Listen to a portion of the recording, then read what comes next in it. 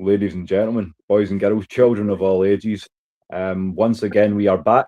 Clydeside, Stateside, worldwide. It's time to rise up and join us because it's hate week, ladies and gentlemen.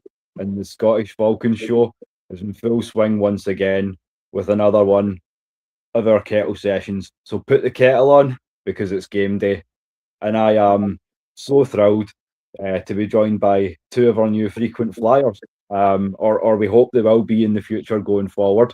So first off, we'll start with the lasso from El Paso, Dr. Falcon, and yes, we've checked the papers and they do check out. That is his birth name. Yes, as I say, he's been someone that I've been following through Facebook for a long time. And he is every bit the diehard. He looked like he needed some backup because I've seen the man staring down 80,000 angry Dallas fans. He was not scared, but to his credit, that was a great thing to see. But now he's got some backup, so I'm pretty sure that the 20 of us in the group chat, we could handle that now. Definitely so. Thank you, Will. Proud to have you. I appreciate being here, man. It was great to reach out from somebody across the pond all the way to Scotland and to realize there's also diehard Falcon fans there. I've been a Falcon fan since I was born. It's in our family. It's our last name. You know, if you don't go for the Falcons, we kick you out the family. All my sons are Falcon fans. That's just who we do. Diehard to the core. So I appreciate you. Thank you ever so much, and bienvenidos. Welcome to La Familia. And as I say, we promised you that the hits would keep on coming. And he's a hard man to pin down, but we've also got the host of Unintentional Grounding himself, Lieutenant Dan. Dan, what's up, my man? Thank you ever so much for finally. How's it going, guys? Goodness grief. It took a hot minute to be able to get over here, but we finally did it. And now that we are actually here, and so much work to be able to get here because the kiddo, the job, the daytime job, it calls. It calls. You have to put the clock in. But we are here. We're here to cover the Falcons. We're here to cover the Falcons against the 2 hours away from me, by the way, Tampa Bay Buccaneers, right down I-4 over here. This is gonna be fun. I first time meeting Dr. Dirty Bird, Mr. Falcon over here, and Will. It's exciting to be here, man. Really, thank you so much for having me on. Oh, we're thrilled. We're thrilled, truly. And as I say, it's that, as I said to you in the back before we started, boys, like this was my baby, the whole AFN international thing. So to kind of spread my wings, as I said when I joined Raymond's group, that it's all just about kind of spreading the wings worldwide, showing love and all that good stuff, especially with the international games as well. Because now that I know that we have an international game as a home game in 2026. I think Des and I should log to bring it to Scotland because we have at least 4 stadiums large enough to host it between Glasgow and Edinburgh. So, like, there's certain places like Portugal, Scotland, maybe the Nordic countries as well, because they're big on their football as well. So there's a lot of scope. As I say, we've been preaching for a hot minute as well that it could be there's better grounds now than there has been and better infrastructure than there has been for a long time to kind of rebirth an NFL Europe sort of thing, maybe as like a feeder league, like the way they use sort of the XFL or the UFL for guys that aren't quite on that level, but if there's any talent that's standing out, it can elevate them and things of that nature. But no, as I say, it's great to obviously get you guys on and continue to grow the family because, as I say, there's some guys that have been here and endured this with us since episode 1, and one of them's down in the chat already. We're Celtic brother, Floyd Donnelly. Good to see you, brother. Rise up, boss. As I say, he's been through the technical issues, the bad Scottish weather, the swearing and all. So, I mean, you want to talk about a diehard, that's another one right there. But before we get into the game itself, I did notice one thing. Because it could all go south real quick tonight, gentlemen. So I'll get the good news out of the way to start. That's not the worst thing in the world, Will. That's not the worst thing in the world. Well, no, I guess not. But no, congratulations to former centre Alex Mack, and of course, the 2004 Madden cheat code himself, quarterback Michael Vick, as they've both been inducted into the College Football Hall of Fame. So greatly deserved in both cases there. I'm intrigued to see what comes from Norfolk State next season too, but I digress. But yeah, as I say, we've got about 10 minutes to go until kickoff now, just 7. But yeah, it should be a good game tonight. I've not had a chance, boys, to really scan the injury report. I know that Drake's out, but is there anything else that either of you two picked up on that maybe we should be concerned about tonight?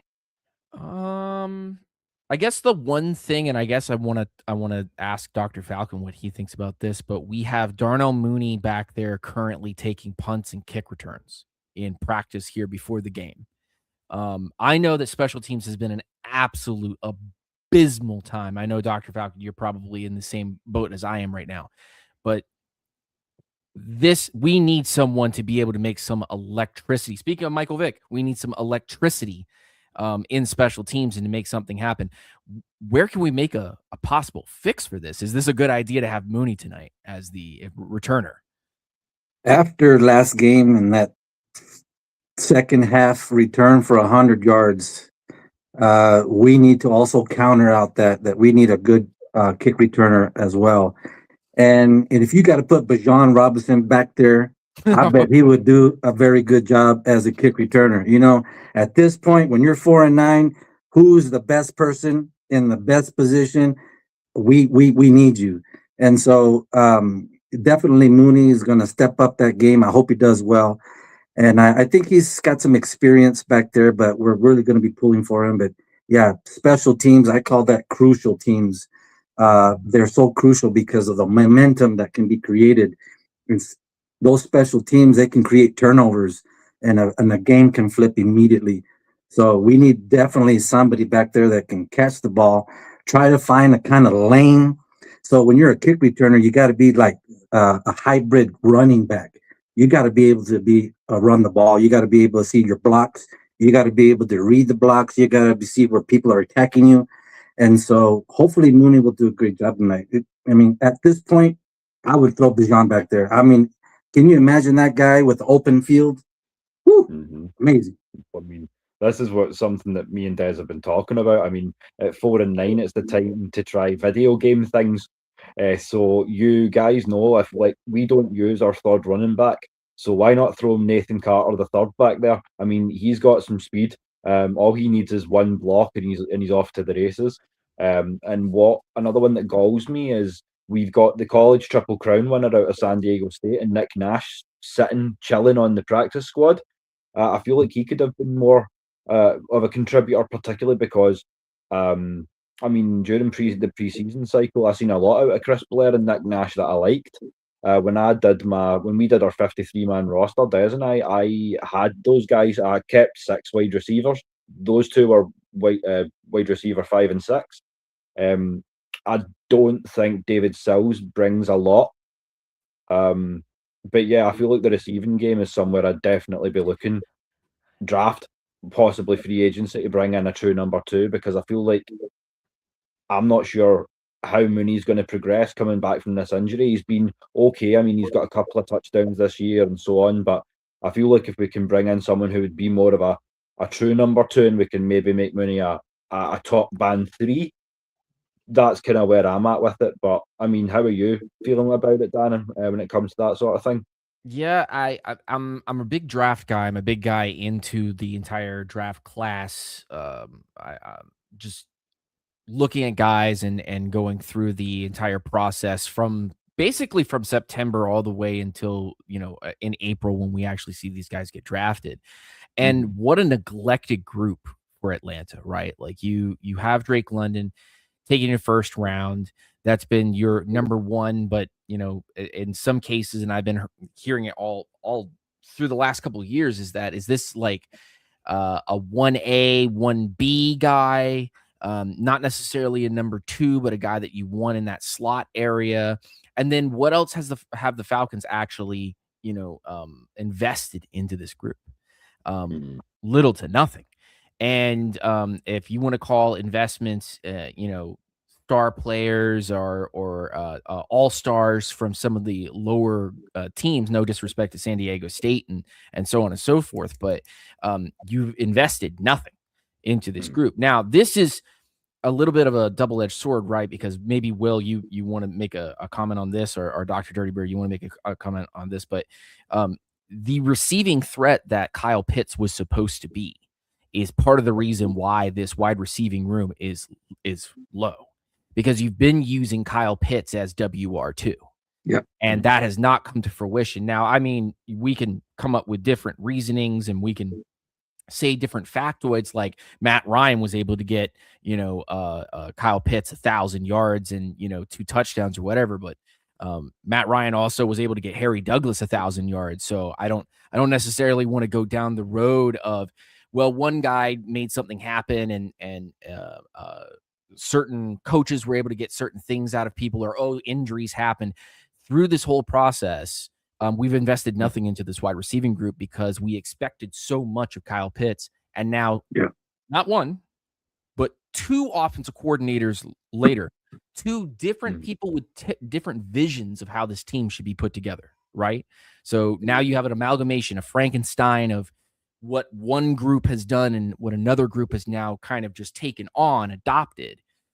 They have not been able, no matter what quarterback they have put back there, to figure out Kyle Pitts without there being a Matt Ryan, immobile, Kirk Cousins to some degree, even just a little bit here with Michael Penix Jr. You saw maybe they can dip into it, but it just has never been an investment into the wide receiving core, which has made this whole, right? Like we now have a pit of lack of wide receiving because of 2 different visions now, and trying to continue the same old piece from the previous regime. I don't know. Should we invest in a draft pick at this point?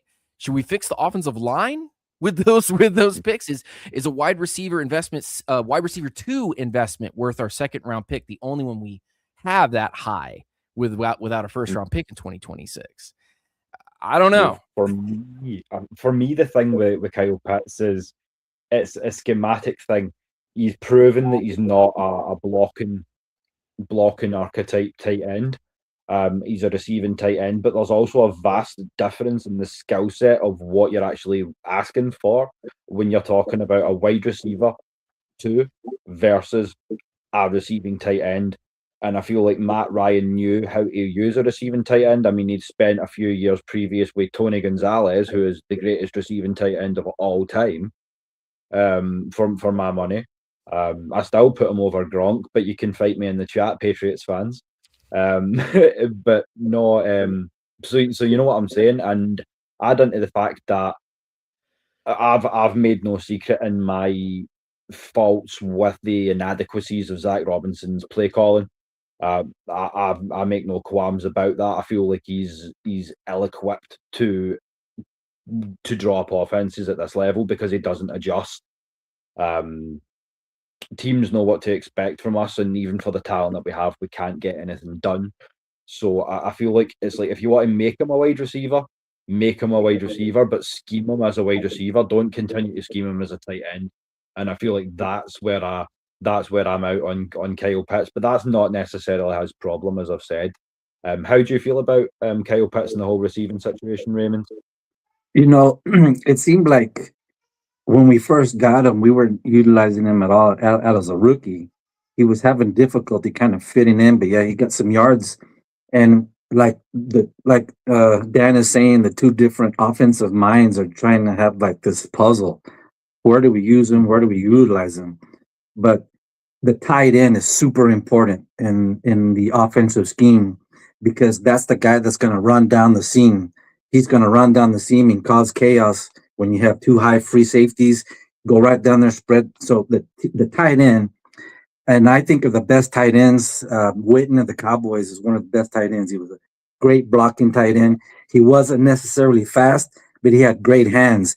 And when you needed a first down of 4 yards or 5 yards, he was the Aikman's go-to guy. And we have not been able to make Kyle Pitts that go-to guy when we're on 3rd and short on the field, 3rd and short yardage. And so that's when you want to use that tight end, is when you're in those third and shorts. And we have been horrible on third downs, and we have not been utilizing that type of tight end. And so these schemes now, when you have your spread type of offense, you want, nobody in the backfield. You want 5 wide receivers, and Kyle Pitts is out there in the slot.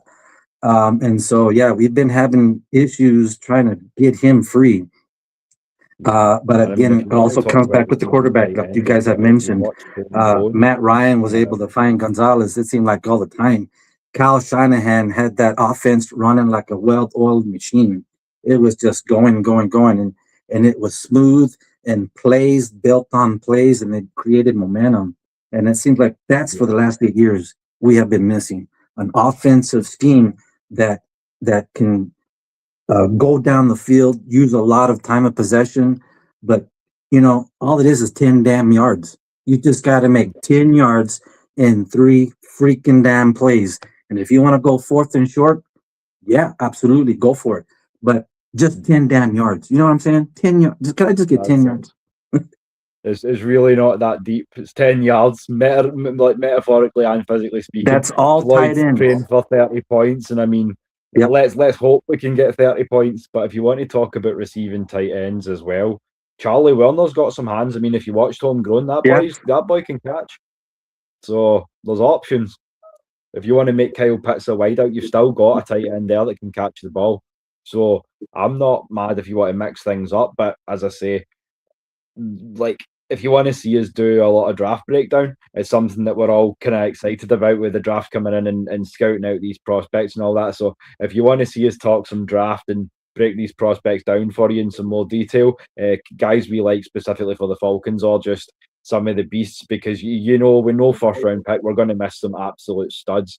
But if you want to hear it all here on the Scottish Falcons show and on the AFN channel or the AFN International channel, depending on where you watch. And shout out also to Dez's ex over at Scottish Falcon for the guys watching over on there. So if you want to see some of that, drop some red and black in the chat. Just let us know you're still keen for this. But yeah, we're live, and it looks like it's 4th and 10 on the Atlanta 44, which means it looks like Walker almost with a sack. Boys. That was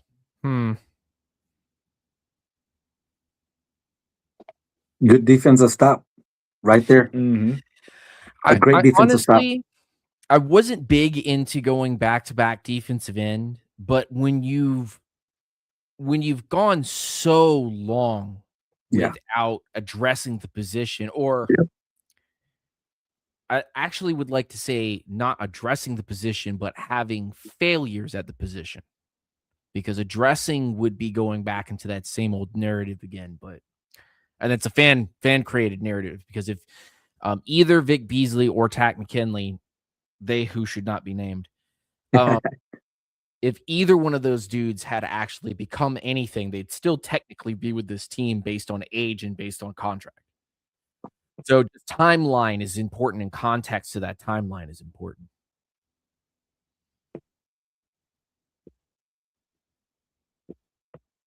I'm a little tiny bit behind, but we can find a way. Where there's a will.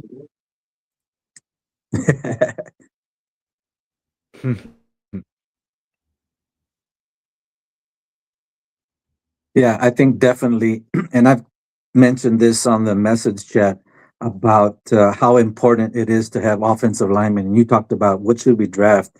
And I go back to the Cowboys of the 90s, who had the best offensive linemen. Larry Allen, holy mackerel, that guy could just throw everybody back 20 yards. And so when you have an offensive lineman that just dominates, that's where the trenches, that's where the game is. You're able to protect your quarterback. You're able to open lanes for your running back. Then that opens up everything else, play action, deep passes. That's to jinx me, man. Offensive lineman. Well, there's a will, there's a way, and that's where my tech cuts. Oh dear. Like, as I say, it's Scotland in December. You know what you're getting. Oh, it's terrible. Those are the two things they're missing, Will. Really bad. I remember summer last year. It was a Thursday, I think. Right, let's get this, Falcons. We're on our own 6-yard line, 1st and 10. Dang it. Those are the two big things that they've been missing for a long time is a proper nose tackle and investment in the offensive line. And I know that we invested in Lindstrom and McGarry, but it seems like we invested in such aged, no offense, but aged products at that. I agree. At those spots. And you love to see those guys succeed, but now Lindstrom's almost into his 30s and McGarry's already into his 30s and has not progressed year to year. And that's now you've got an aged Jake Matthews on the opposite end who got drafted in 2014. Remember that. Yeah. Yike. Definitely offensive linemen would be looking in the draft, and also defensive tackles, because I've mentioned in the messenger, that's where the battle is. If you just keep an eye on your offensive linemen, they'll tell you what's going on in the game. If they're able to create momentum, if they're able to push back the line of scrimmage. And so far, so good. We're able to run the ball, looks like. Mm-hmm. That's one guy I'm really high on is Lee Nelson at nose tackle, the kid out of Texas Tech. He's an animal. Yeah. I think he's going to be really good at the next level. Yeah. He's a beast. We paid him a lot of money. Something over $1 million to come play for us.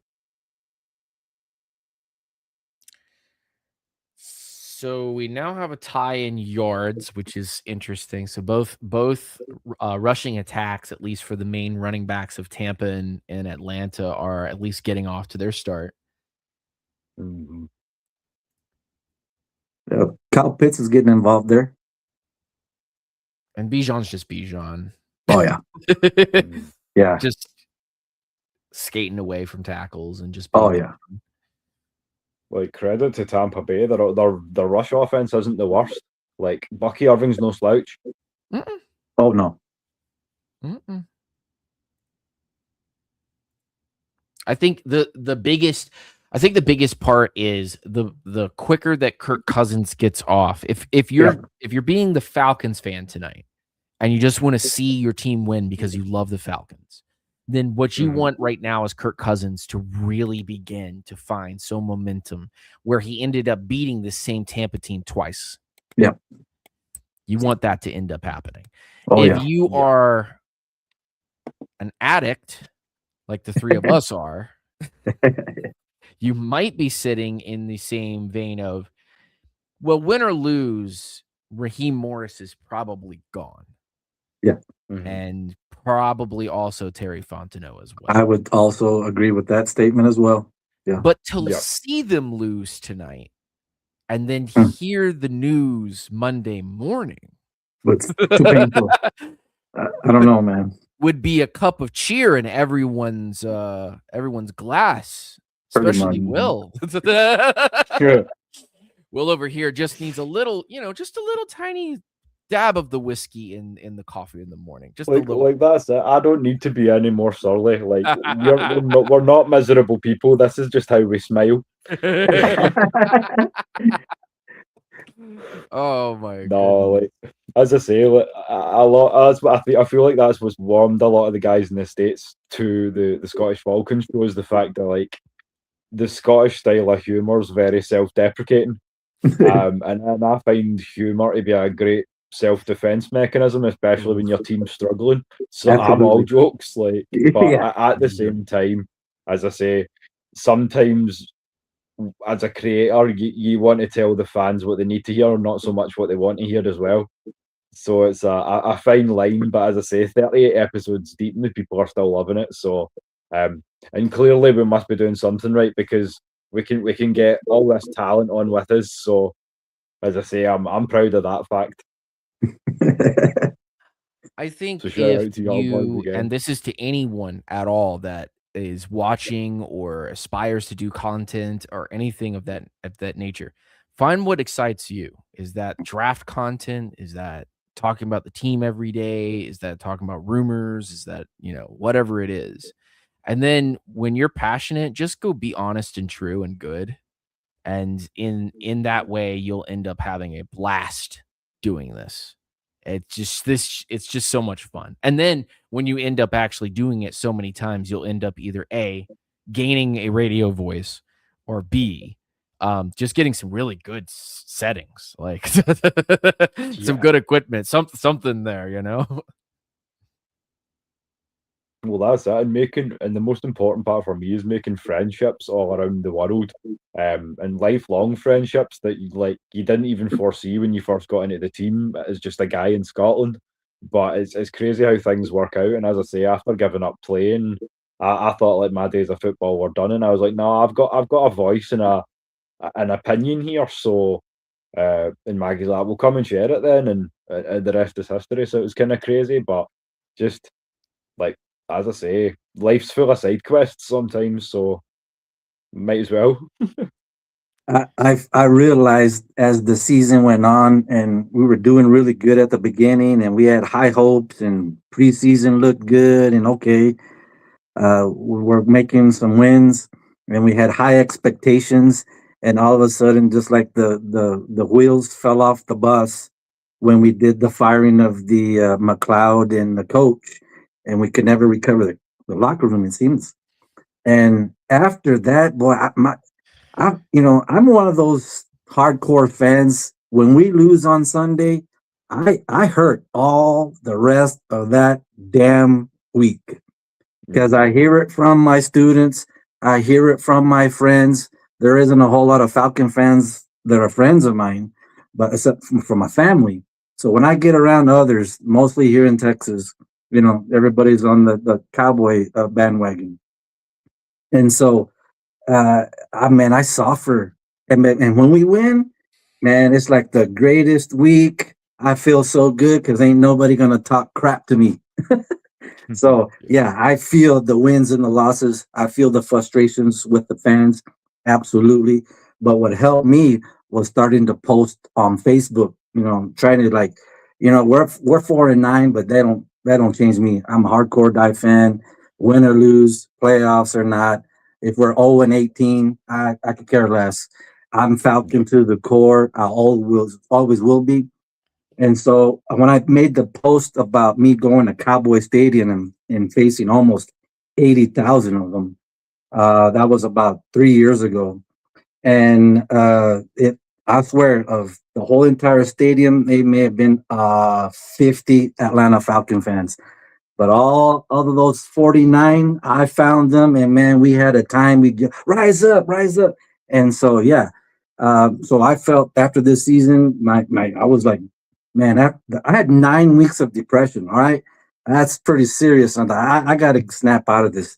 And so I started posting, routing people up, rallying people up, and trying to get them excited. This is like, you know what? No matter what the season, we're diehard ass fans, and there's still several other teams, 7 or 8 of them, that have losing records worse than us. And just imagine how they feel.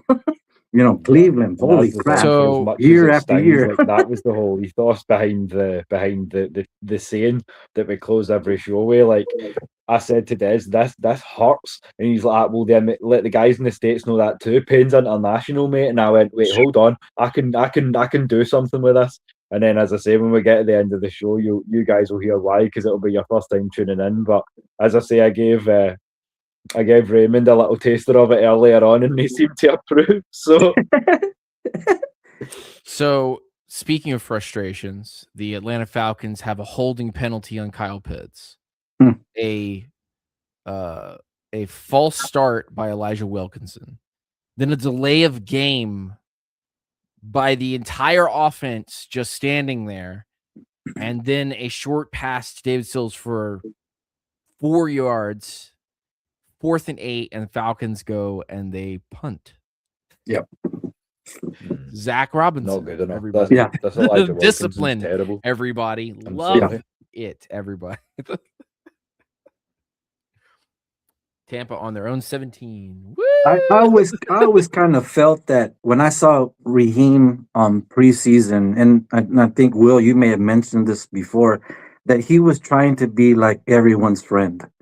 He was trying to be real, and you want a coach that's personable, right? You want a coach that has good relationships with his athletes and his, but you don't his want a players player's because coach. he's going to pull the best out of them. But there's got to be like, you're the boss, you're the manager, you're the general manager. You got to have a stone face every once in a while because this is everyone's job is on the line. The head coach's job is on the line. His last year wasn't all that great. There are high expectations for this year. We got the people that you wanted. We went to the draft and we got your defensive pass rushers, all this. But after all that, and after this season, man, I would be like a hardcore, little bit, after this season, we ain't going to do a losing season again. My attitude as a head coach the following season would change completely. I mean, all that friendship crap is out because my job is on the line. A lot of Falcon fans deserve more. The owner deserves more. The whole organization, all the front staff, you name it. The whole state of Georgia deserves a little bit better. So I got to be harder on myself. I got to be harder on my coaches.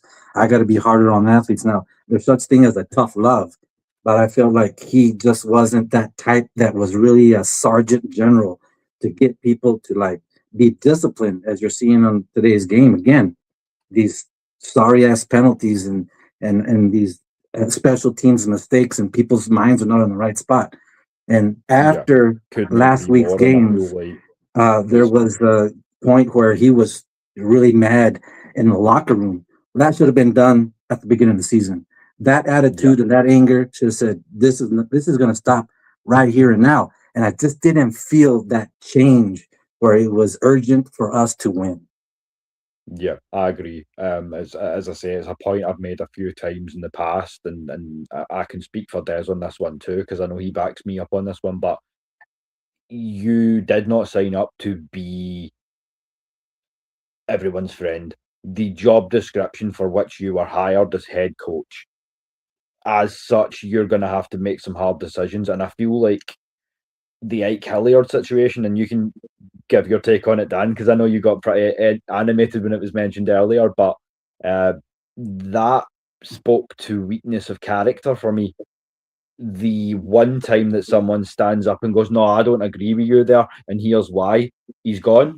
And that spoke to me like that felt like insecurity for me. But I don't know how you would feel about that, Dan. Would you agree, or do you have a different take on that? So I guess what I'm going to ask is, what kind of show is this? Because how animated do you want me to be about this? Get animated. Come on. 100% honest. Really get in. Okay. Get crazy. Really get in. Angry Dan moment. Hell yeah. Here's my little rant. This is my TED Talk. Welcome to my TED Talk.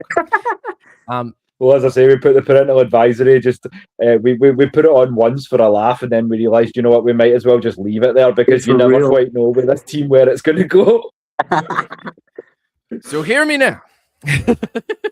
No, on a serious note. It is a level of Kyle Shanahan had a level and air and continues to this very day of one would say passion, but others would probably end up saying ego. A massive ego that not necessarily no matter what he does, it's always right. But the fact that the things that he does do are correct, that they end up, doing what they need to do. He doesn't have to draft offensive linemen very high because he can just plug his guys in because his system is not foolproof, but it works. It's proven to work. It takes particular positions and it elevates them. So my question, it's a hypothetical because not hypothetical, but it is a question that no one in here needs to answer. Because we all know the answer already, which is rhetorical. Why and or does he, in any way, shape, or form, Raheem Morris, actually elevate anything that has to do with this team? And if you can answer that question, if you can come to me and you can tell me what Raheem Morris specifically elevates on this team, then we can have a conversation about whether or not he has an ego that's justified. And Raheem Morris is just ego about Raheem Morris. And that I can do the job, I can do this thing, rah, rah, rah. come in here to the locker room. I'm buddy with everybody and get nothing done. Now, I'm not the biggest Arthur Smith guy either. I liked the hire at the time. You think that you're going to get a certain level of excellence because of the procedure you're getting.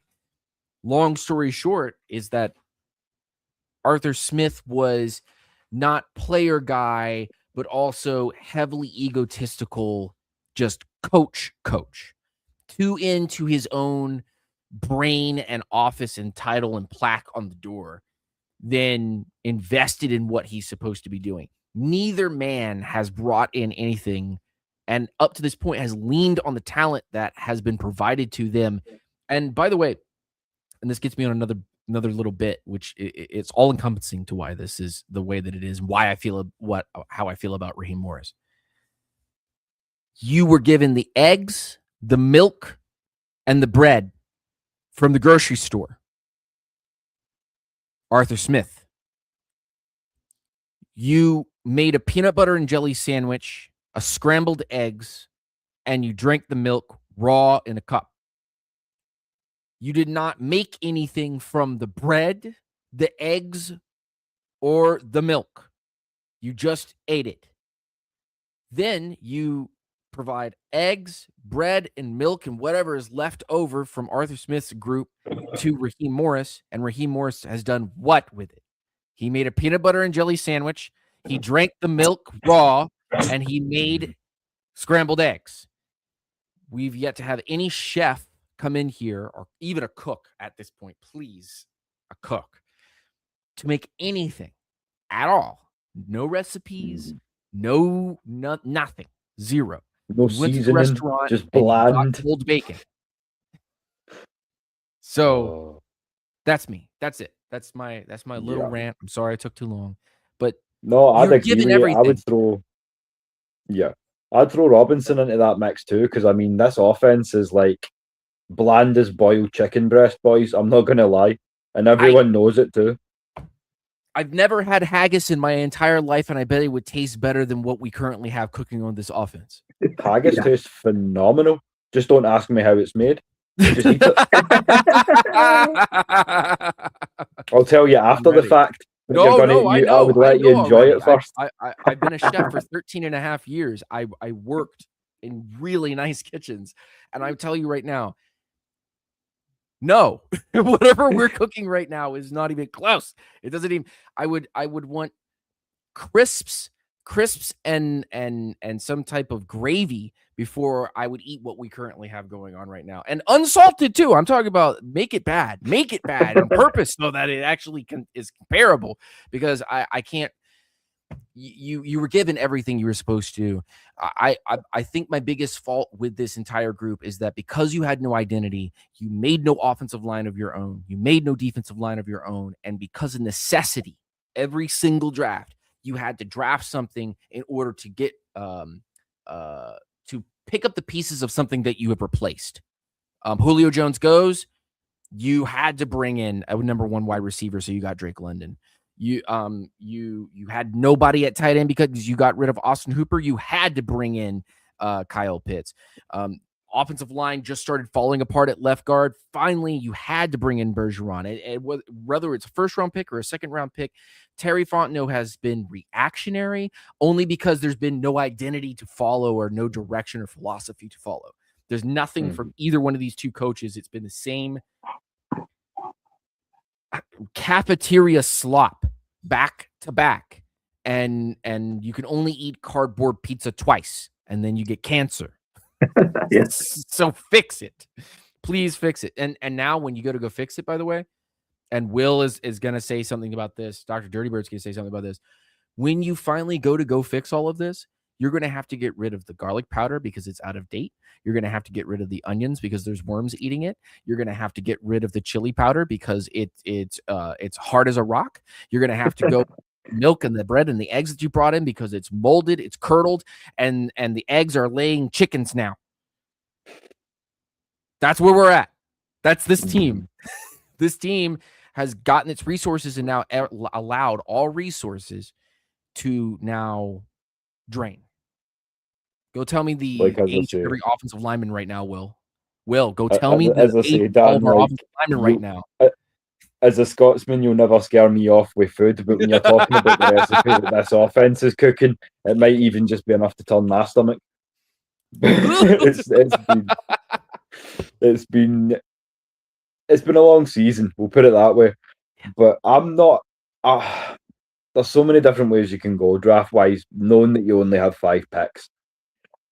Ideally, early day 2 would be my offensive line pick because we got a late round guy in Jack Nelson and he's not panned out right away.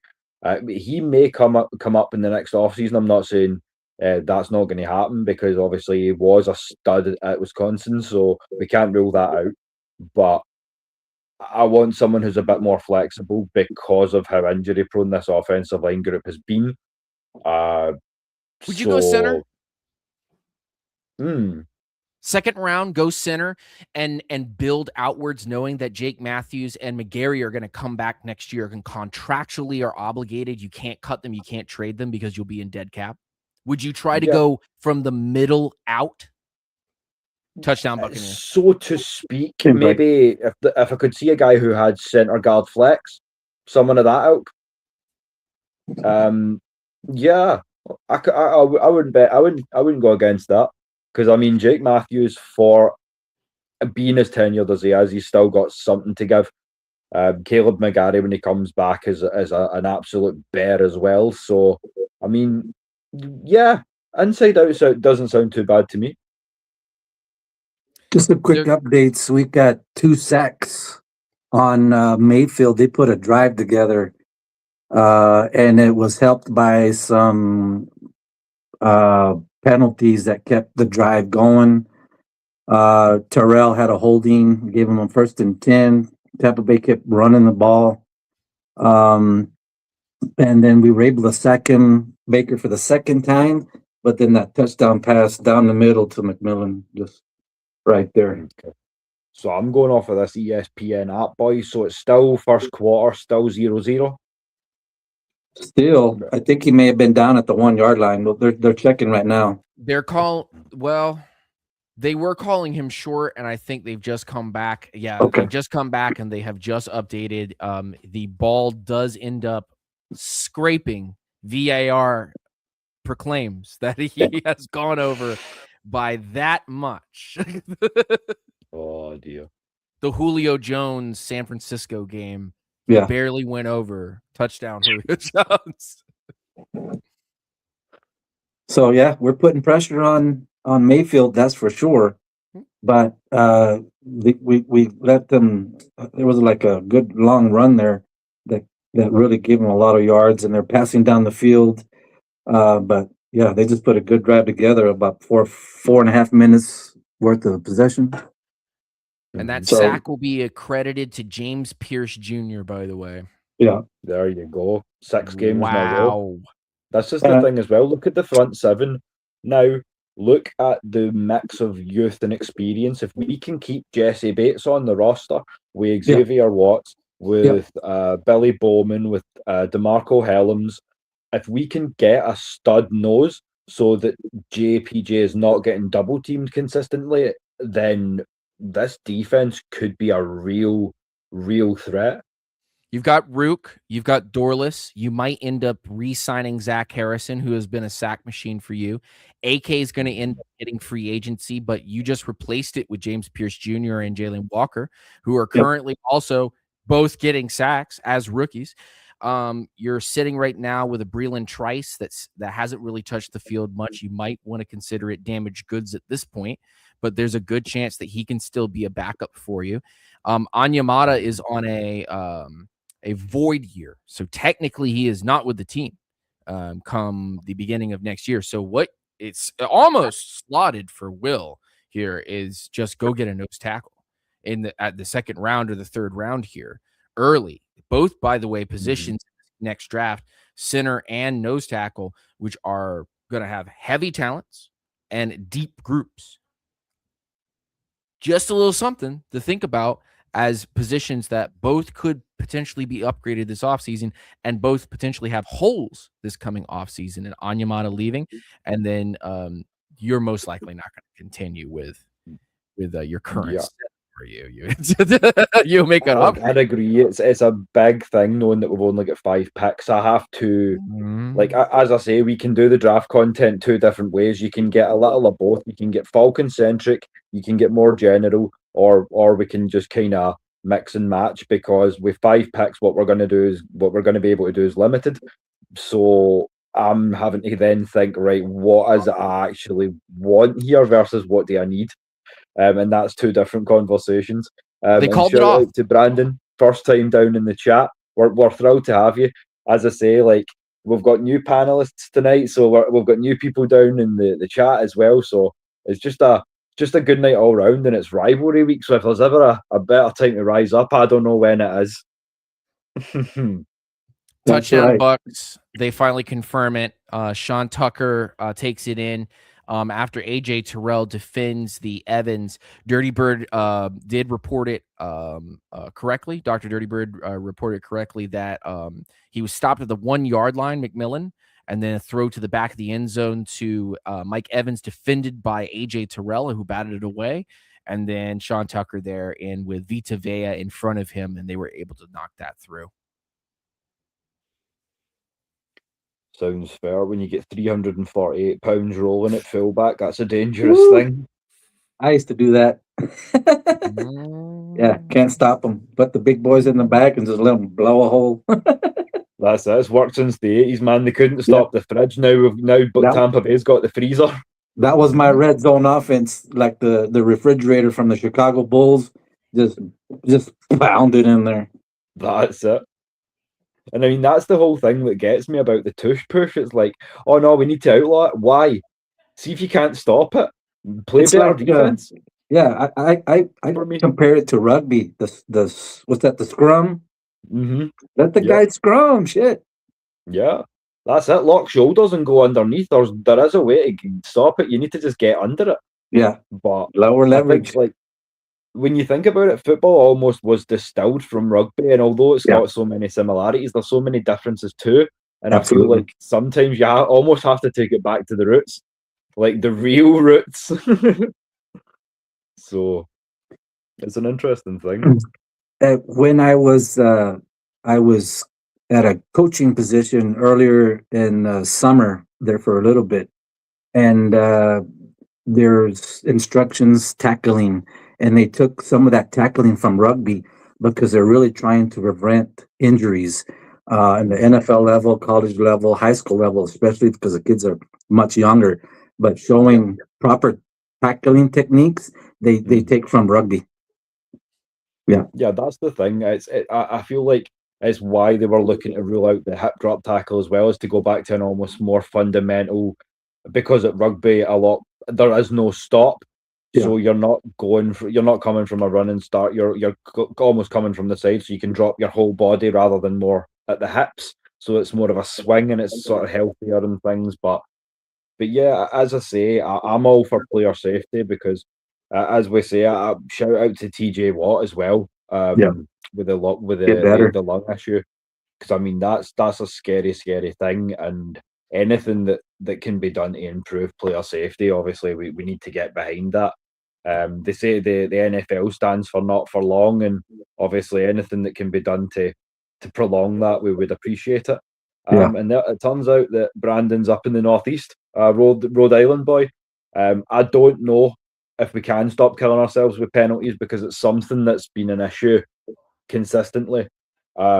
Just when you think we're getting momentum. Massive pass to Kyle Pitts across the 50-yard line. Yes. 39. Thank you, Brandon. So I will update that score. So the PAT was good, right? So it's 7-0. 7-0. Okay.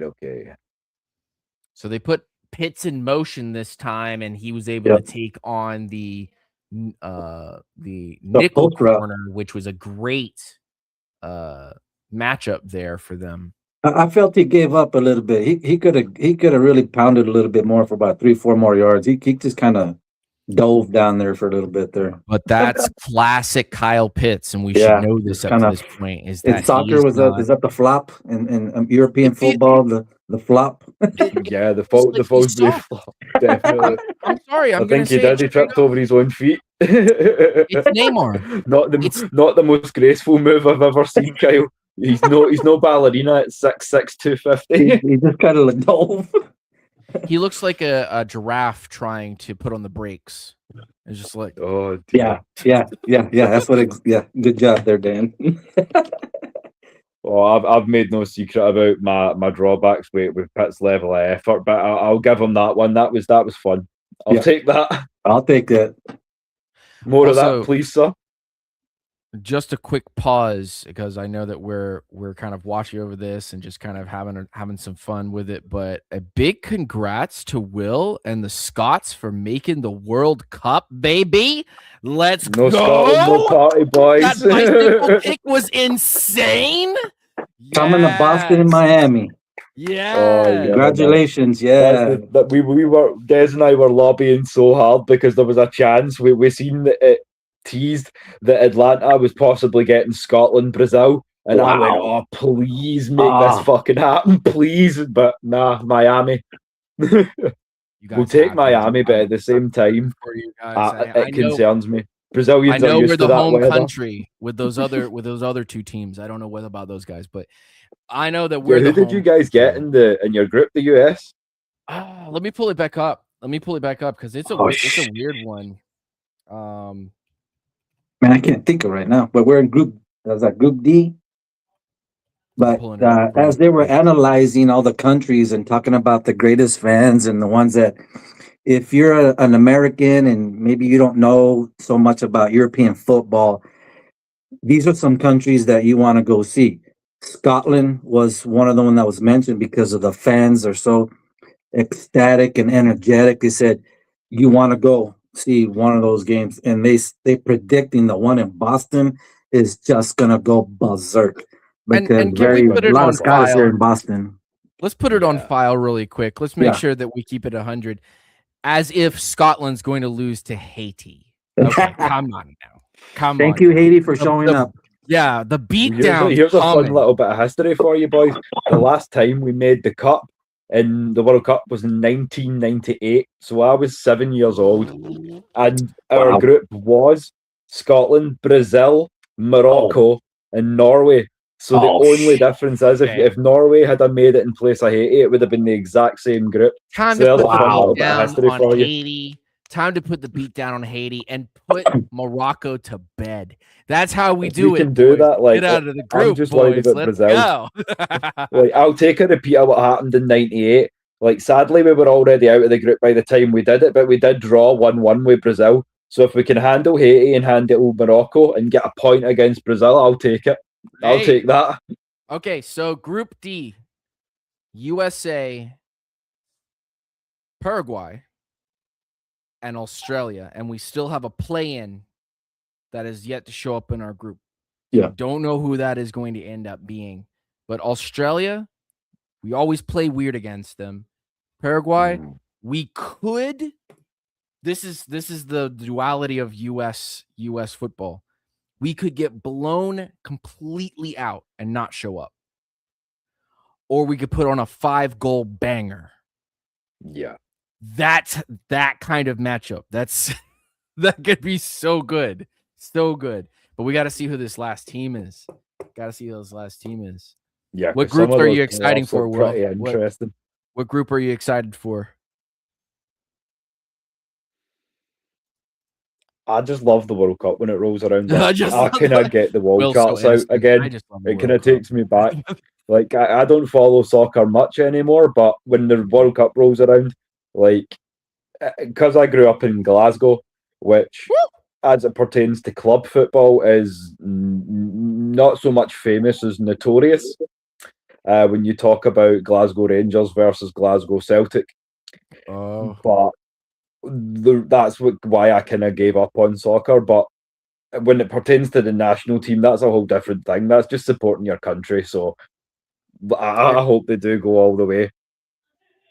Here, you can come over and you can come join me with Chelsea. It's okay. Like, as I say, I'd love to. Me and Des have said many times we cannot wait to get across and walk down Peachtree Street with our kilts on. Yeah. And shout out to the ladybirds because the first lady, stunning in the blue with the lion. You look stunning with the blue. Oh yeah. See that blue and white flag, boy. Woo! Okay. So Kurt kind of leading these guys down here. Bijan Robinson with a couple of side steps, and they're sitting inside the 25-yard line. And classic Falcons false start. Back Kirk Cousins is what, 6 for 6. He's completed everything, so he's looking good. Mr. Perfect at 69 yards.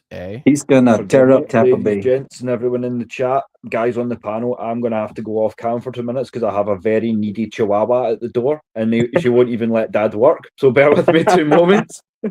No worries, no worries. We'll hold it up. Hold the fort for you there, Will. Hey, look. Hate him or love him, Baker Mayfield's awesome. Yeah. Yeah, he came to Texas Tech for a while, then went to Oklahoma because you couldn't compete against Patrick Mahomes. So he's like, I'm gonna go somewhere else. This is the Patrick Mahomes show. They end up going to college football, having some great games together against each other. But yeah, both of them blossoming, man. Yep. Baker Mayfield, he jumped teams there for a while, but had really settled in with Tampa Bay. And I thought Baker Mayfield's weakness was moving around the pocket. He didn't like to be harassed a lot. I hear a hint of sourness for the Baker Mayfield stuff from you, Dr. Dirty Bird. Just a small, a little bit of lemon. It's a little bit. Yeah. He went to Oklahoma and then he went to Tampa Bay. Yeah. Yeah. I got a little bit of ribbon on that Baker Mayfield there. Raheem Morris with the double fist bumps going, oh my gosh, Tampa finally got a penalty.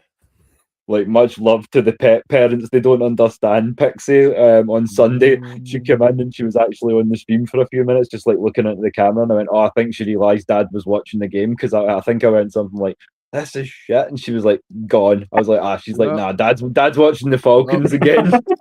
That's done. We don't need it anymore. She should know, like, when I open the door and I'm in red and black, she should just be like, maybe later. Oh dear. We're putting a good drive together. This is a very good drive, actually. Just inside the 20-yard line of Tampa, 2nd and 10. And is that Sills? Yep. And this is out. My stream. It seems like my stream might be a little bit ahead of yours. Christy said it. It's been a problem this whole damn season is the penalties we can't get right. We shoot ourselves in the foot too often. And I mean, injuries and poor play calling and poor clock management. It's just been 1,000 tiny things that have made this franchise just not where we should be this year. It's not good enough. Yeah, I agree. Fans are definitely frustrated. 8 losing seasons. We're tying the record for number of losing seasons in a row, 8. And I don't think we can go 9. No, can't do it. I would agree with you there, bro. Just while you guys are all listening in, I would take the chance while there's now about 40 of you in the chat to just let me know, because I've been having a few audio issues with my headset, so I'm going no headset tonight, so this is just manual audio, so let me know how that's sounding. Go back, watch the last show, let me know if it's better or worse. Obviously, I'm endeavouring to just do my best for you guys as well going forward, so just let me know, folks.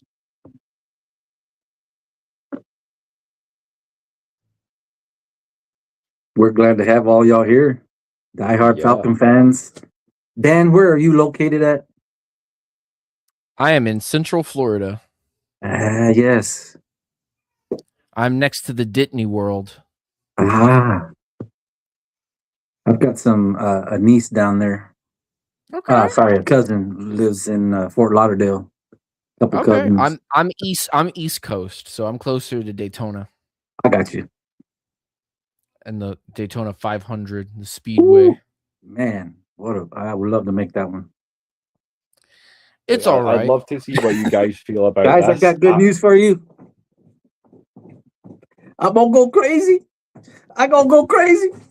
Let's go, boys. Oh, we're doing this. Oh, we're doing this live. Oh, it's that week. I didn't know. Will, could you let the people know what has just happened? Well, as I say, I don't have updates right now because I'm focusing on the show, so I'm letting it coming through. So I'll let you take the pleasure, bro. Oh, you're in the building. You let them know. So I'm letting the people know that Kyle Pitts has just caught a touchdown pass. Yes, sir. Kirk Cousins short middle to Kyle Pitts, 8 yards, touchdown. Zane Gonzalez was the extra point. We are tied 7-7, ladies and gentlemen. Half of 8. I'll just do half of 8. just turn it to the side one. There we go. Good side view there. She chose her moment. Touchdown. Hey, touchdown. Let's go. We gotta beat these guys, man. We gotta bring it. We do. 100%. We gotta bring this shit. Brandon says, that's a good question. I feel like for once, I can say for the first time in quite a minute that the kicking situation doesn't feel too bad. I like Zane Gonzalez. He's been consistent so far. So, yeah, give that dude some money. Keep him here. Yeah, for me. I think the thing with Zane is that he is going to end up missing a few kicks through the year. It won't be the biggest deal in the whole world because he seems to not have the yips like we've had with previous kickers, where once they end up missing a kick, they can't hit another kick. So I'm with you on that. Yeah, well, it's been a scary season. Young Way cooked, and then obviously the whole situation with Parker Romo. That was done from the start. I told my mum this. I went, that's what we get for signing somebody called Romo. It came with the name. Yes. I say it now, like that guy's doomed. You can't tell me nothing about that. I'm something tonight. I've heard it all. Oh. Parker, like Romo. As I say, boys, you need to laugh. So if you don't laugh, you cry. Dude, I've been enough crying for 8 seasons already. Tears of sadness or tears of happiness, boys? Which one would you want to do? Yeah. Choose your attitude. You go. It's not Brandon's first rodeo either. He's been a dirty bird since '97. It's about 2007 for me. What about you guys? How long have you been Falcons fans? Because I mean, we're all well invested at this point. We've all got plenty of scars to show. Yike. Dr. Dirty Bird, how long have you been a Falcons fan? I started watching the Falcons probably, they came in the league 66. I was born in 70. I would say 73. 75 when I could really figure out what was going on.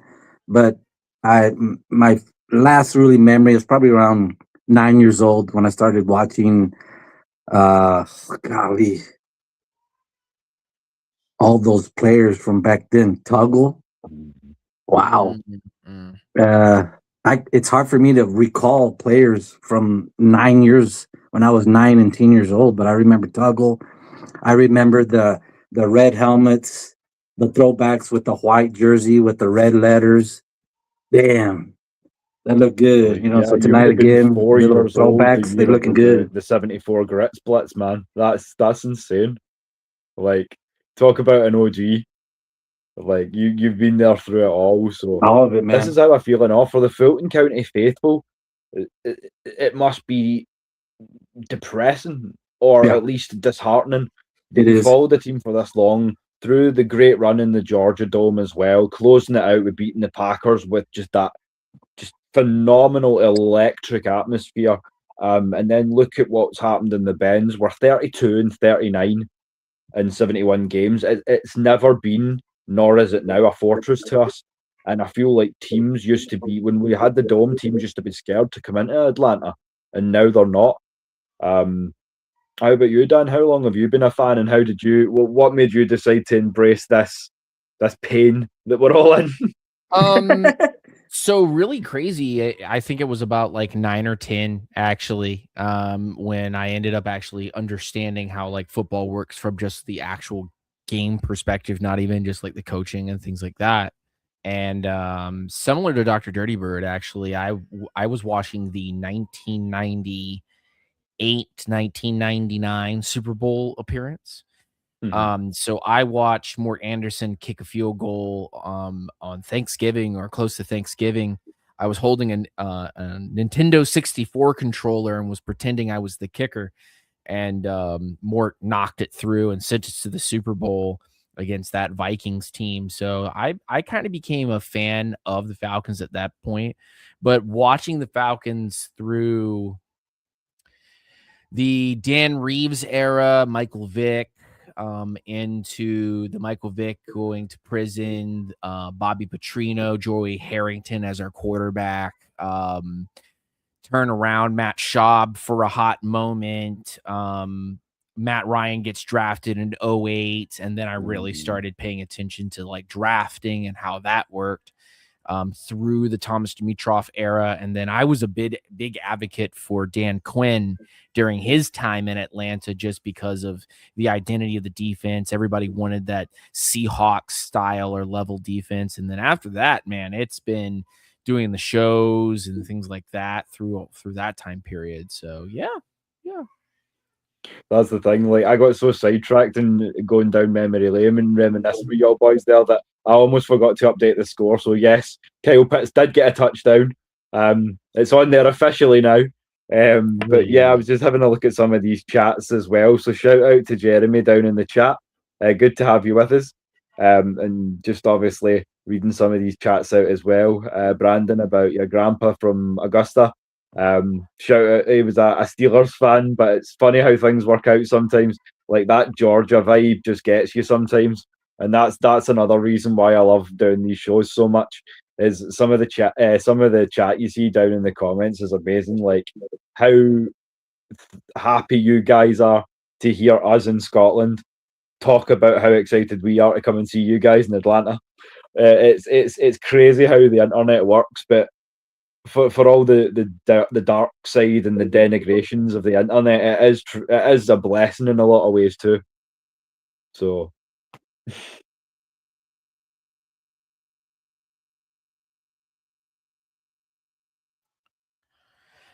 the Bucs are putting a little bit of a drive here together now, starting to make their way down. And amazing play by Caden Ellis and company there to cause a loss on their run. So we're looking like we're going to end up coming up with a stop here and maybe end up getting the ball back in the early second quarter. Are the Falcons about to mess around and win this game? You know what? We're giving them the best. I wouldn't bet against it. I said to Des, we're just going to do this to give us false hope. Oh, yeah. But as Maggie says down in the chat, to all the guys down in the chat who are new, share this out to your people. We want to get more guys on the panels as well for future shows. We love obviously talking Falcons just whenever we get the chance, and there's going to be more big things to come. So if you want to be part of that, then let Maggie know or get at myself and Des. Let's keep growing this thing. I'm especially speaking to you guys over in the UK now, because as I say, stateside we're pretty stacked. We know talent, but as I say, there's such a big crop over there of Falcons fans that, but we will keep the hits coming. But as I say, if you're over there in the UK or Europe, because I am, as I say, open talks trying to get the guys over in Germany, Alexandros and his boys on with us for a sort of international super show. So as I say, if you've got if you want to make that happen, drop the red and blacks and let the boys over in Deutschland know too, and that's something we can hopefully make happen for you too. So as I say, we're happy to do. Just keep things building. Let y'all see whatever you want to see. And let's hope it's the same from our Falcons. And they can keep building too. So the Falcons will start somewhere around their own 29-yard line, and not bad. Appreciate you, Brandon. And as I say, if you want to join us on the panel, what I could maybe do is drop the link in the second half maybe for a little bit. See who wants to come on and have their say as well. And I do see there's a starred comment here as well, which I'm going to take a look at, or I can't actually see it for some reason. This StreamYard. It will be the death of me. Oh dear. We'll get there with it.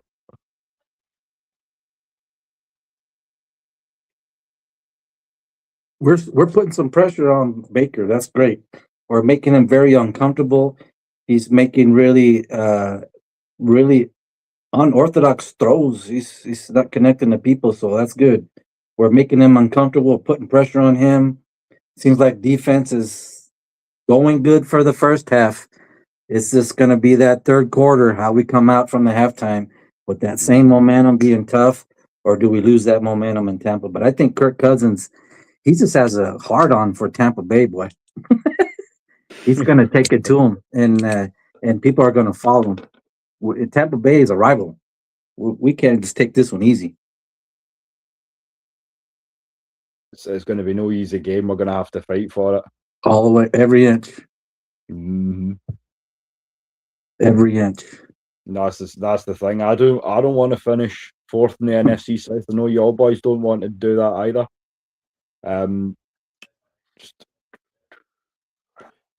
Shout out to Falcon Cheeser with the membership, bro. Thank you, man. I appreciate you for Will, man. That's your brother top, right? Gotta support the homeboy. Hell yeah. That's right, man. You accepted me, so you're gonna be stuck with me for life.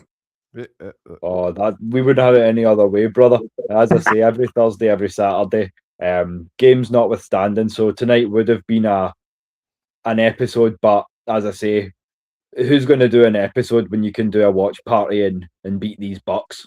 I mean, come on, that's no choice. Bijan Robinson with a long run. You guys gonna see it. I might be a little ahead of you guys, but he's looking good. I'm going to be right back. What I have to do, I'm going to have to jump out of the room and back in because I'm struggling to get you guys' comments out, and I don't want to leave any of you out. So I'll be right back in with you boys, all right? Just bear with me 2 wee minutes. I apologize. 31 yards. That's right. 31 chugs. Looking good. Yes, sir. Mm-hmm. And a hold. And the hold. Oh.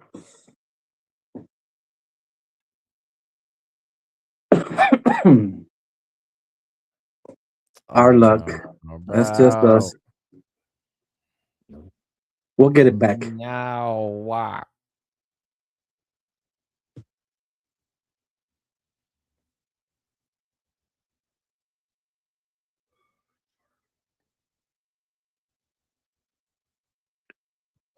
If you guys do want to pull up comments, you can click on them, but I'm having some issues. So I apologize if there's anyone who makes a comment that I don't single out tonight. I just know that we do appreciate them all. We will try and get back to as many as we can. And we appreciate you obviously chilling, watching the game with us. I can't have nice things, boys. That's all. But we keep grinding. Yes, sir.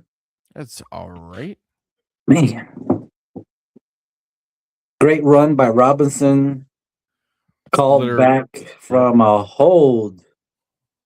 Damn. Another run by Robinson for 13. So gains a lot of the penalty yardage back, especially after the false start on top of it. So how long is it left in the quarter, or is that into the second now?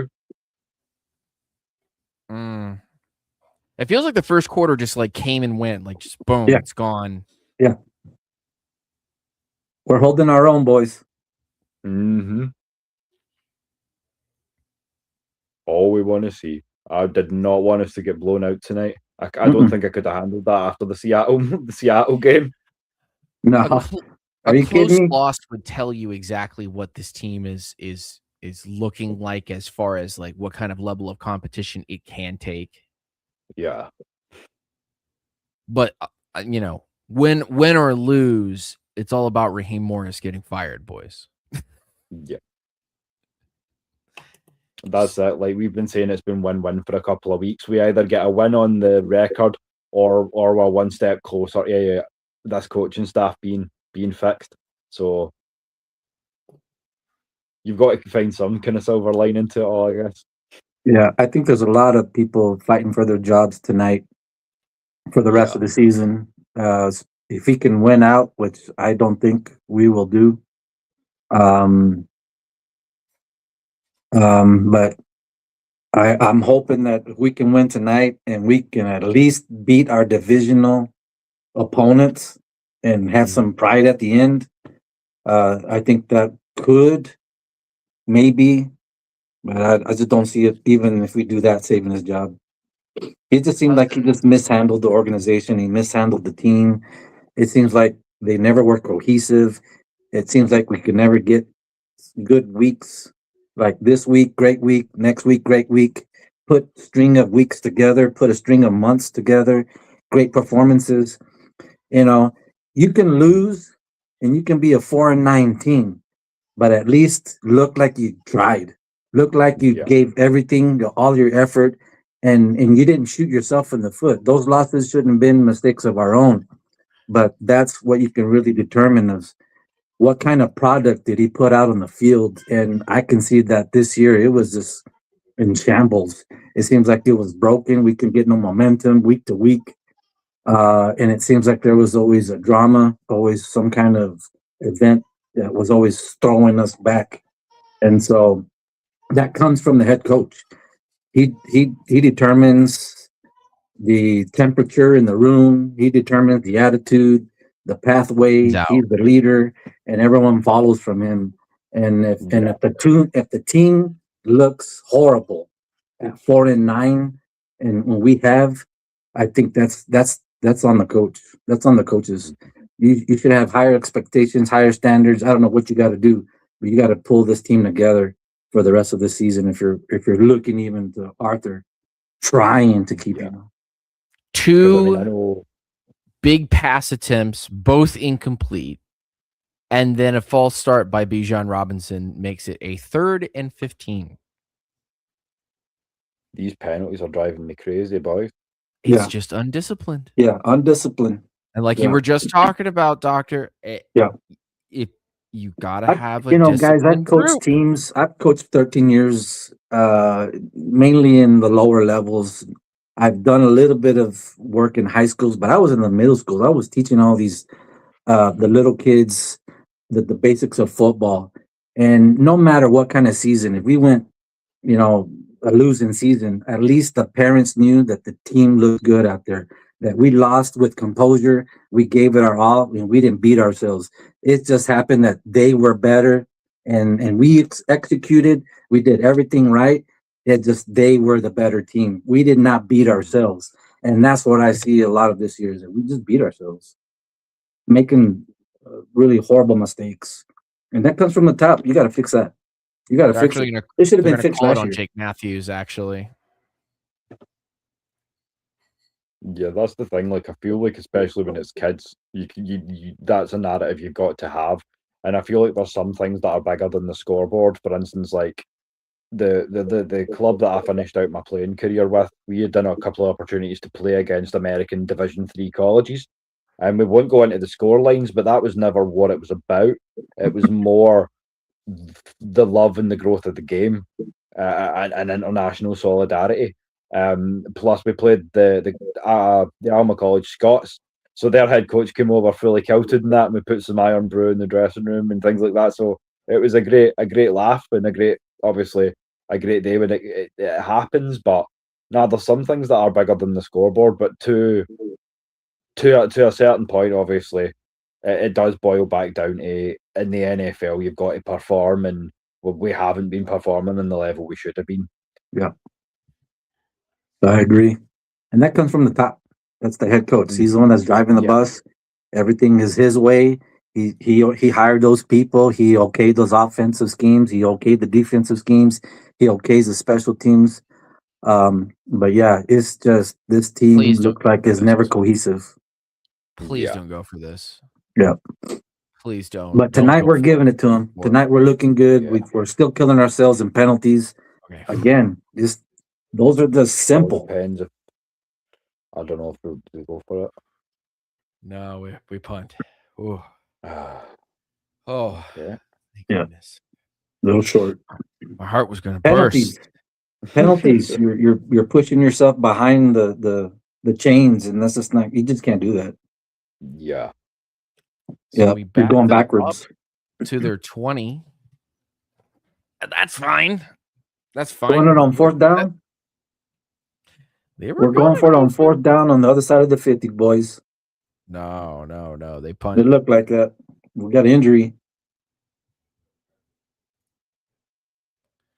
I might be behind or ahead of you guys. I don't know. You are now behind me. Behind. Okay. I'm losing this. Okay. I'll catch you. I'm just following this ESPN live. So kind of a little bit behind, but it's all good by me. So Kirk Cousins has now got Kyle Pitts on the board as the leading wide receiver, 4 receptions, 1 touchdown for 58 yards. And this is what we were talking about earlier when we were talking about the wide receiving room being gutted, is that you must justify Kyle Pitts as a wide receiver to justify the lack of investment in the current wide receiving room. And here you go. Mm-hmm. But are you going to even pay for his services next year? He would cost you an arm and leg to keep. Now you're asking. Mm. And what I've seen from the narrative around the A is that a lot of fans aren't keen on paying Kyle Pitts. They think he's the odd man out. I've said it a couple of times on Twitter. I know you've probably, put an eye on it at one point, but I said it just, from a logistic standpoint, it just doesn't make any sense. If I was building a store and hiring employees for that store, it'd make no sense for me to take someone and put them in for $30 an hour, but they're just doing cash register work. Yeah. Mm-hmm. It just doesn't. That's not to be cruel, but you're not worth $30 an hour. Yeah, cost and effect, 100%. Yeah. Now, Drake London. There we go. Now we have a different discussion. There we go. Yeah. A potential Pro Bowler had he been injury free. Absolutely. 100%. Yeah. Scottish Fox fan, I have a question for you. Are you paying Bijan Robinson, especially with the trope of paying running backs being a thing, a real thing? I feel like you have to. I feel like he has to be given the chance to run behind a full offensive line. I feel like he's proven that even when he doesn't run behind a full offensive line, he's consistent. I mean, yeah, he has fumble issues occasionally, but you're not going to get a player like that very often. His sideline to sideline speed and elusiveness is to a level where it may be number one in the league, at least in that category of movement. He's a special guy. So yeah, I would do what I could to keep him here. Yeah. I'd give the guy I'd pay him, definitely. Does that mean cause and effect from a contractual and team building viewpoint in your opinion? Do you believe you need to now restart at quarterback because you can't have that high of a cap responsibility now? Because I know Michael Penix is here, but you can't possibly keep Kirk Cousins in the responsibility and pay Robinson that type of money. And we don't know the level of Penix's return.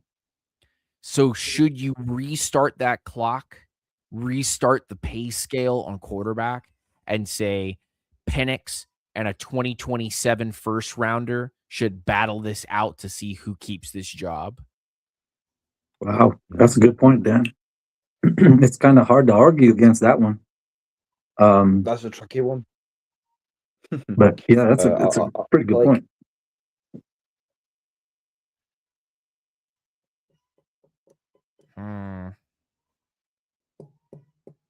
Who to pay? Yeah, I'm with Will. I think you gotta have your running back, Bijan, because football depends on the running game. Everything opens up from the running game. Your pass, your back section play. Even on the spread offense, you're still running the ball, and you got to have somebody back there that is consistent. Which he's been through college, and he's shown us that he's got 1,000 yards already. He should be a Pro Bowler, but those fumbles, those are fixable. Those are things that are coachable. Those are things that he can really reduce right now, and so those are things that are fixable. But you can't coach speed. You can't coach his misdirections and his light on his feet, and he's so hard to tackle. You know, he doesn't have big shoulder pads. He kind of finds those little holes in the line. He's gone. Such tremendous takeoff speed. But yeah, definitely he's going to be a Hall of Famer one day, and you want to keep him as an Atlanta Falcon for all his life. Yeah, kind of what we do with Matt Ryan. Nothing more. And I would do that at the sake of the quarterback position, because I feel like some of the money that we can maybe give Bijan would be freed up by cutting Cousins versus paying him, because I feel like there's enough there in terms of we could pick up a bridge QB in the form of a Trey Lance, or maybe a Dylan Gabriel, someone of that ilk. It doesn't have to be a solid number one, because we are leaning so heavy on the run game. So you wouldn't have to pay as much. I wouldn't say we're at Jameis Winston level, but someone like even a Gardner Minshew or something like that for the right money, a Mac Jones. I mean, there are options out there for a quarterback if you want to give Bijan his money. Or of course you can go draft. I mean, Mendoza looks like a stud, but he's going to go first round. So I'd be more looking into kind of day two QBs, which I've not done yet, admittedly. But as I say, it depends what basket you want to put your eggs in, doesn't it, boys? I guess. Well, it's an old trope. It's a trope that you end up relying on because it continuously like pays back to you over and over that you should never overkeep or overpay a running back. And you don't want to, just because he's one of the most exciting things that you possibly have. And he is incredibly exciting. Let's just be straight up. Very exciting, Bijan Robinson. Very valuable to what we're doing. But if you know you're about to go through a offensive line renaissance, you're going to have to rebuild this offensive line, then you know that at least for a few years, that Bijan Robinson is going to have to lean on scheme to get his guys going, because you're going to be depending on rookies or free agents that you're going to acquire in the next 2 years. And you know, based on the guys that you have just said, Will, that 2026 to every Falcon fan, whether they want them to win or not, knows that it's going to be a season, that you have to pay the loan, unfortunately, back for everything that you've done up to this point. Your dues must be paid. The piper must be paid. So unfortunately for the Falcons, this next coming season, they'll have to make a decision on, do we rush everything back in the thought process that, and knowing this team, we will overcompensate for our issues, but will we hire an offensive line to come in here and take advantage of the current group that we have now? Or will we turn this into telling the fans and telling the organization and telling everyone here that this is finally time for us to rebuild? And do you trim the fat from there and work it? Because you're getting $22.5 million in cap space from Kirk Cousins cutting before June 1st. The money won't come into effect in any proper way for you in 2026 if you end up cutting him after June 1st. Yeah, you will get $35 million, but $35 million on what? The draft class, and you'll have missed out on all of free agency up to that point. So you're going to either make the cut or the trade before June 1st to get the most money out of Kirk Cousins. That's enough money to get one good free agent. Just being honest, or just getting a bunch of guys that you currently have here.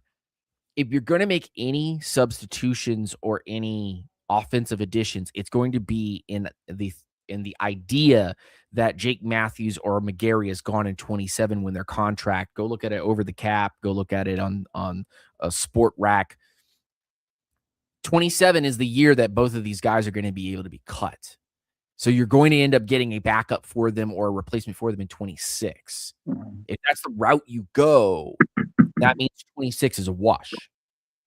And you're clearing cap for 27 when you want to re-add a first-round pick and, develop and invest at that point. You don't even really have a lot of money next year unless you, and this was something you alluded to earlier, let's keep Jesse Bates. Let's keep it strong. Maybe you need to get rid of Jesse Bates and restructure that contract in order to open up room for you to say, let's adjust from what we currently have going on. Just my 2 cents and some of the stuff that's currently going on at the moment. Got a Tampa Bay field goal. They were able to push the ball down the field, but our defense didn't break, right? We kind of just flexed a little bit and held them to a field goal. So I think that's okay. Rather not have given them a field goal, but we're still in this, boys. Well, 10-7 is better than 14-7. I'll take it. Hell yeah. We'll bend. We ain't going to break. I feel like in a lot of cases, what's been the downfall of the defense is down to 2 things. For one, I don't feel like we've stacked the box nearly enough against the run, but I also feel like our offensive problems have also reflected poorly on the defense, and so much as they've been out there too long and they're just being beaten down. It's a battle of attrition, essentially. And I feel like that's been where people have started going, oh, maybe this defense isn't what we thought it was. No defense is made out of iron. And I feel like that's been a big point as well. I'll comment on that, Will. We saw an interview by Ellis, and he talked about the defense is that you want to make every play. You want to be there. But in the real life, you're not going to make every play. You're going to make mistakes. You're going to get beat. But the key is to keep that momentum defensive-wise, stopping the run, defending the pass, putting pressure on the quarterback, causing chaos with the defensive tackles, doing twists, getting outside, whatever you can do. But it's true. Defense, they bend, and you're going to give up some plays, but you got to minimize those big plays, minimize penalties on defense as well. Something like a 4th and 1, jumping on a 4th and 1 call, little things like that hurt us last week was just, those things are taught, you watch the ball. And so, yeah, I concur. I think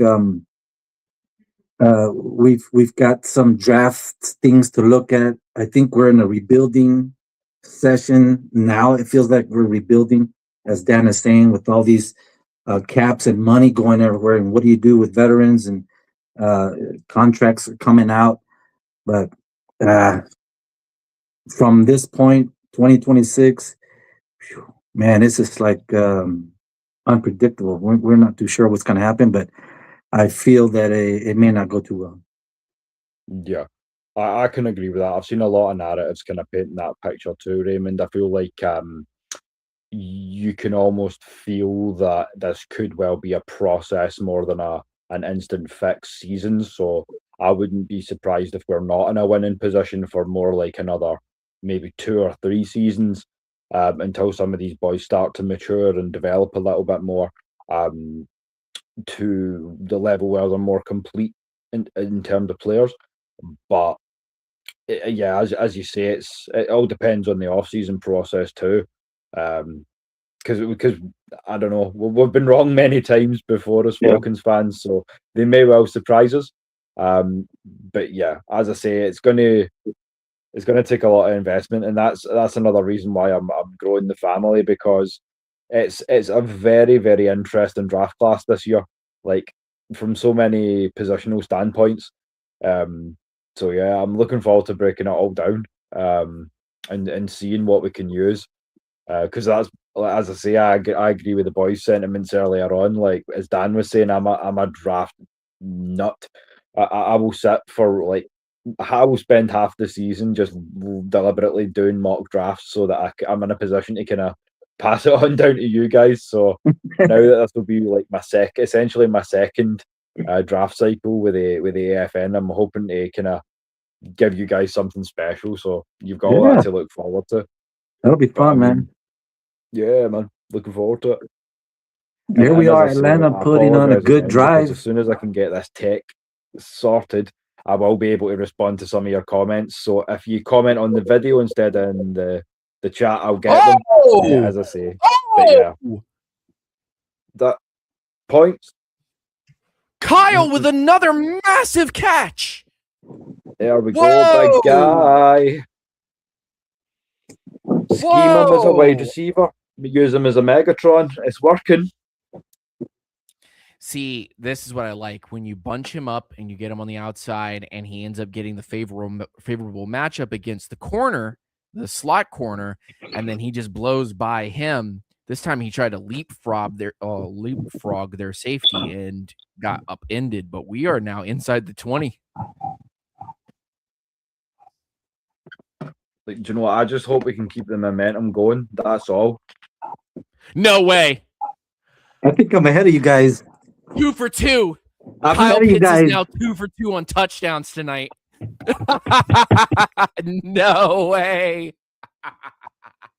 We got this, boys. Oh, Kirk Cousins gonna light him up. there we go. Kirk Cousins, Kyle Pitts gonna light him up. This 100%. I'm back on it. I had to flip the phone to do it, but I'll do it this way if I have to. Right. So shout out to everybody who's been making comments. I'm just back on top of them now. So I'll single out Jeremy's there. Pitts is on fire tonight. So yeah, another touchdown for number 8 there. Or another big catch, I should say. Is this real? Are we for real right now? You tell me, man. You know what? If you boys are the good luck charm, you are coming back for every game. That's it. Kirk Cousins gonna light him up. He's gonna bring it to Tampa Bay, boy. Oh, they're gonna pay this guy. Oh, that's what's gonna happen here. This is that game. Oh, so we're just waiting on the pending PAT then. Up and through. Up and through. 14-10. 14-10. Let's do it, boys. With 38 seconds left in the second quarter. No way, dude. That's how to go into the locker room. Now come back out of the locker room with that same momentum. Yeah, that's it. Let's see if we can get a 100-yard kickoff return this week. I saw they didn't have Mooney back there. They had two other kick returners. I didn't catch them. Washington, I think, was one of them.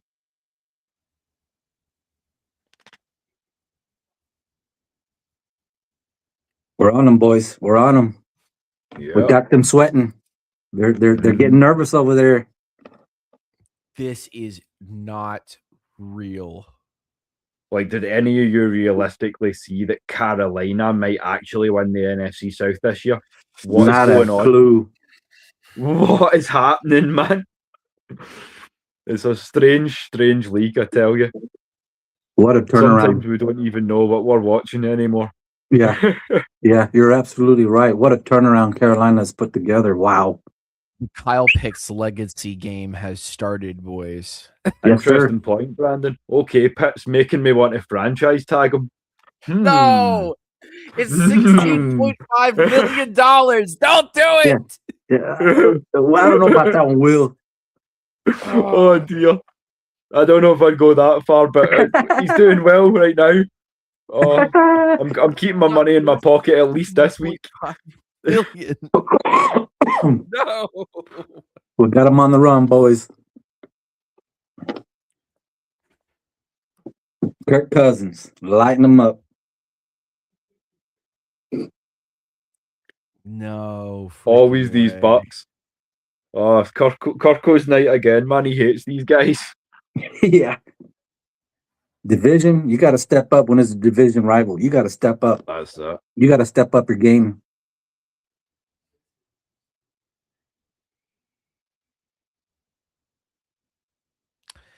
I'm stunned. I'm absolutely stunned. I'm sorry. I'm just reading all of this going down right now, and I am absolutely stunned. Yeah. 12 of 16, 2 touchdowns, both to Kyle Pitts for 155 yards for Kirk Cousins as we're about to go enter the tunnel here. Pitts with 110 yards tonight. Wow, so far on 6 receptions for 2 touchdowns. Just an impressive night.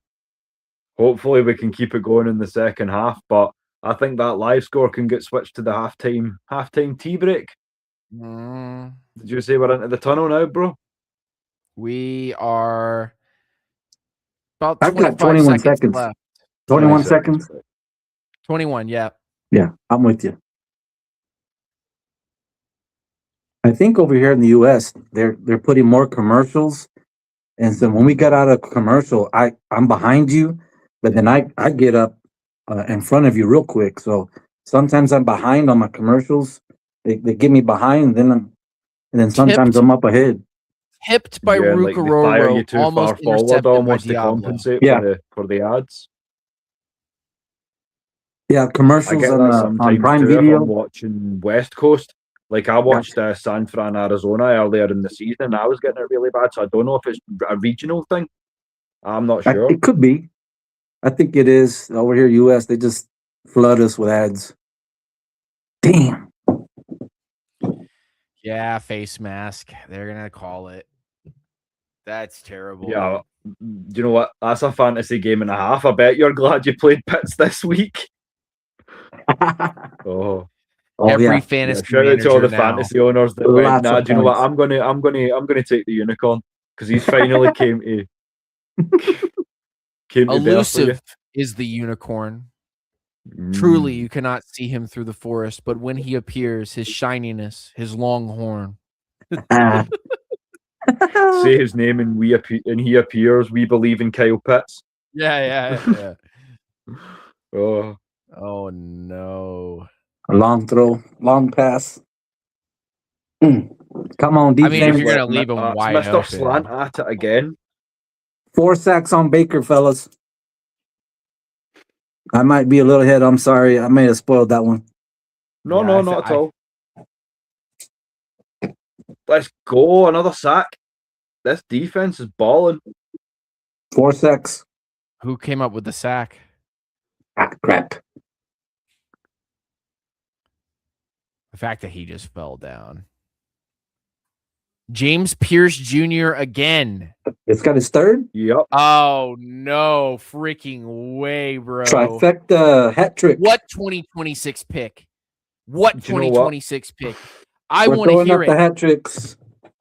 I think the University of Tennessee needs to be on my Christmas card list going forward. Like 100%. Thank you for that. Thank you.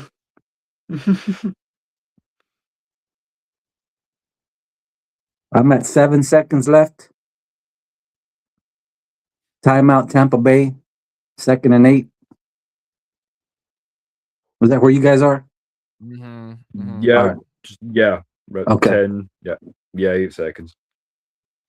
That's it. That's what 8 sacks now. He's had a sack in each of his last 6 games. He's winning Defensive Rookie of the Year. Absolutely. I think at this point. It's going to turn a lot of Falcons fans' opinions around because I said when he got drafted, I said, if James Pierce Jr. can give you 10 sacks by the end of the year, then he's well justified. Wow. Because that's a rookie number that you want to see hit. If you can get to that rookie number as a first-round draft pick, then you've done what you needed as a rookie. Then the next year, we want 10 or more sacks. You don't have to get anything crazy. But 10 sacks as a rookie. He's on the cusp. What is he at right now? 8? 8. I think that would be 8, yeah. Boy. Yeah, I think he had 5 coming in.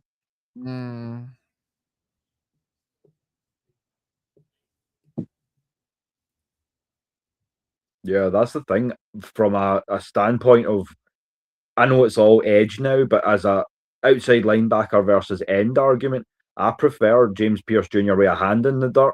I prefer Jalen Walker because he's a little bit shorter. I prefer him as a stand-up sort of off-ball outside backer sort of guy.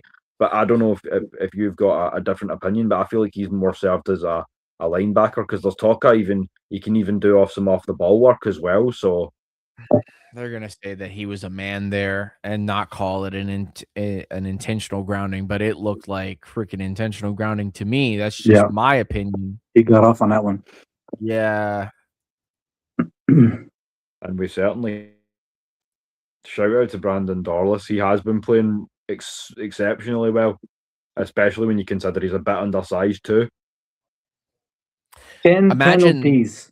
Falcons 10 penalties in the first half. Wow. That's what we talked about. Discipline. Get this, Doc.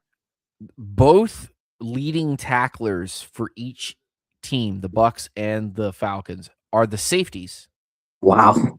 It's Anton Winfield Jr. with 8, and then on Atlanta's side, it's Xavier Watts with 6. Wow. Yeah. Yeah. Yep. Tampa been throwing the ball a little bit, but we're in this. Yeah. We're taking it to them. Falcons have 2 sacks and the Bucs have none. Right. Fellas, I've got to do a quick nature break. Be right back. Yep. No worries. Agree with you. So that's time for the halftime breather. So I'm going to be off cam for a couple of minutes too, but I will keep the audio going just to keep you all company while you get your vices fed and back into the building. As I say, guys, if you want to hang back for a few minutes afterwards, I'll discuss a little bit with you in the back about what the plans are going forward as well, for avatars and things like that for when you're off cam. But as I say, just wanted to get the band-aid off, so to speak, and get your debut show sorted. So as I say, can't thank you enough again, but we will see all y'all good people in a couple of minutes for the second half. Vince. 14-13. Let's do it. 14-13.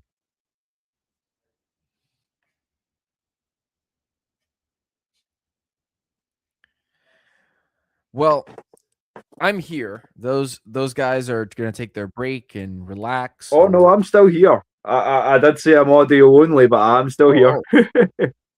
I'm getting rid of me that easily, boy. I'm taking over the show now. Oh, you know what? It's yours. I need a few days off. No, it's great to see you. I wouldn't know what to do. I got no place else to go, like Wayne's World style. Well, it's an interesting game tonight. First of all, Kirk Cousins looking pretty good. I wouldn't say that he's necessarily, hitting on all cylinders. The rushing attack has been mitigated today. I think that has to do with Kirk Cousins finding familiarity with Kyle Pitts tonight. Obviously, 111 yards on 6 receptions, 2 touchdowns tonight. One on the short pass, the other one on the nice kind of dipper pass into the end zone, the corner of the end zone there. James Pierce Jr. 2 sacks tonight. Tampa has absolutely 0 sacks. Chat. I mean, it's not even close. Not even close. That's a stat you love to see. The offensive line are finally stepping up for as much as not even bad, but just constructive criticism as I've had for Elijah Wilkinson this year. It's good to see that we've not had the quarterback running for his life quite so much tonight. And the stat that I just shouted out just a moment ago with the doc was that the respective tackle leaders for Tampa and for Atlanta are the safeties. Anton Winfield Jr. with 8 tackles tonight, 4 of them solo. And then Xavier Watts with 6 tackles tonight, 3 of them solo. The safeties coming in with the high tackle stats tonight. Linebackers take a break, take a seat. That's the thing as well. It's one place where I feel like, losing Divine Diablo for the time that we did was massively detrimental, because I feel like Diablo's so much better than what I thought he would be when we signed him. I feel like that is our middle backer pairing for years to come in Ellis and Diablo. But as I say, what we would need to allow them to flourish is, again, what we said earlier, and that's that big nose to let everyone just make sure that it's one-on-ones, and they can then take advantage of that.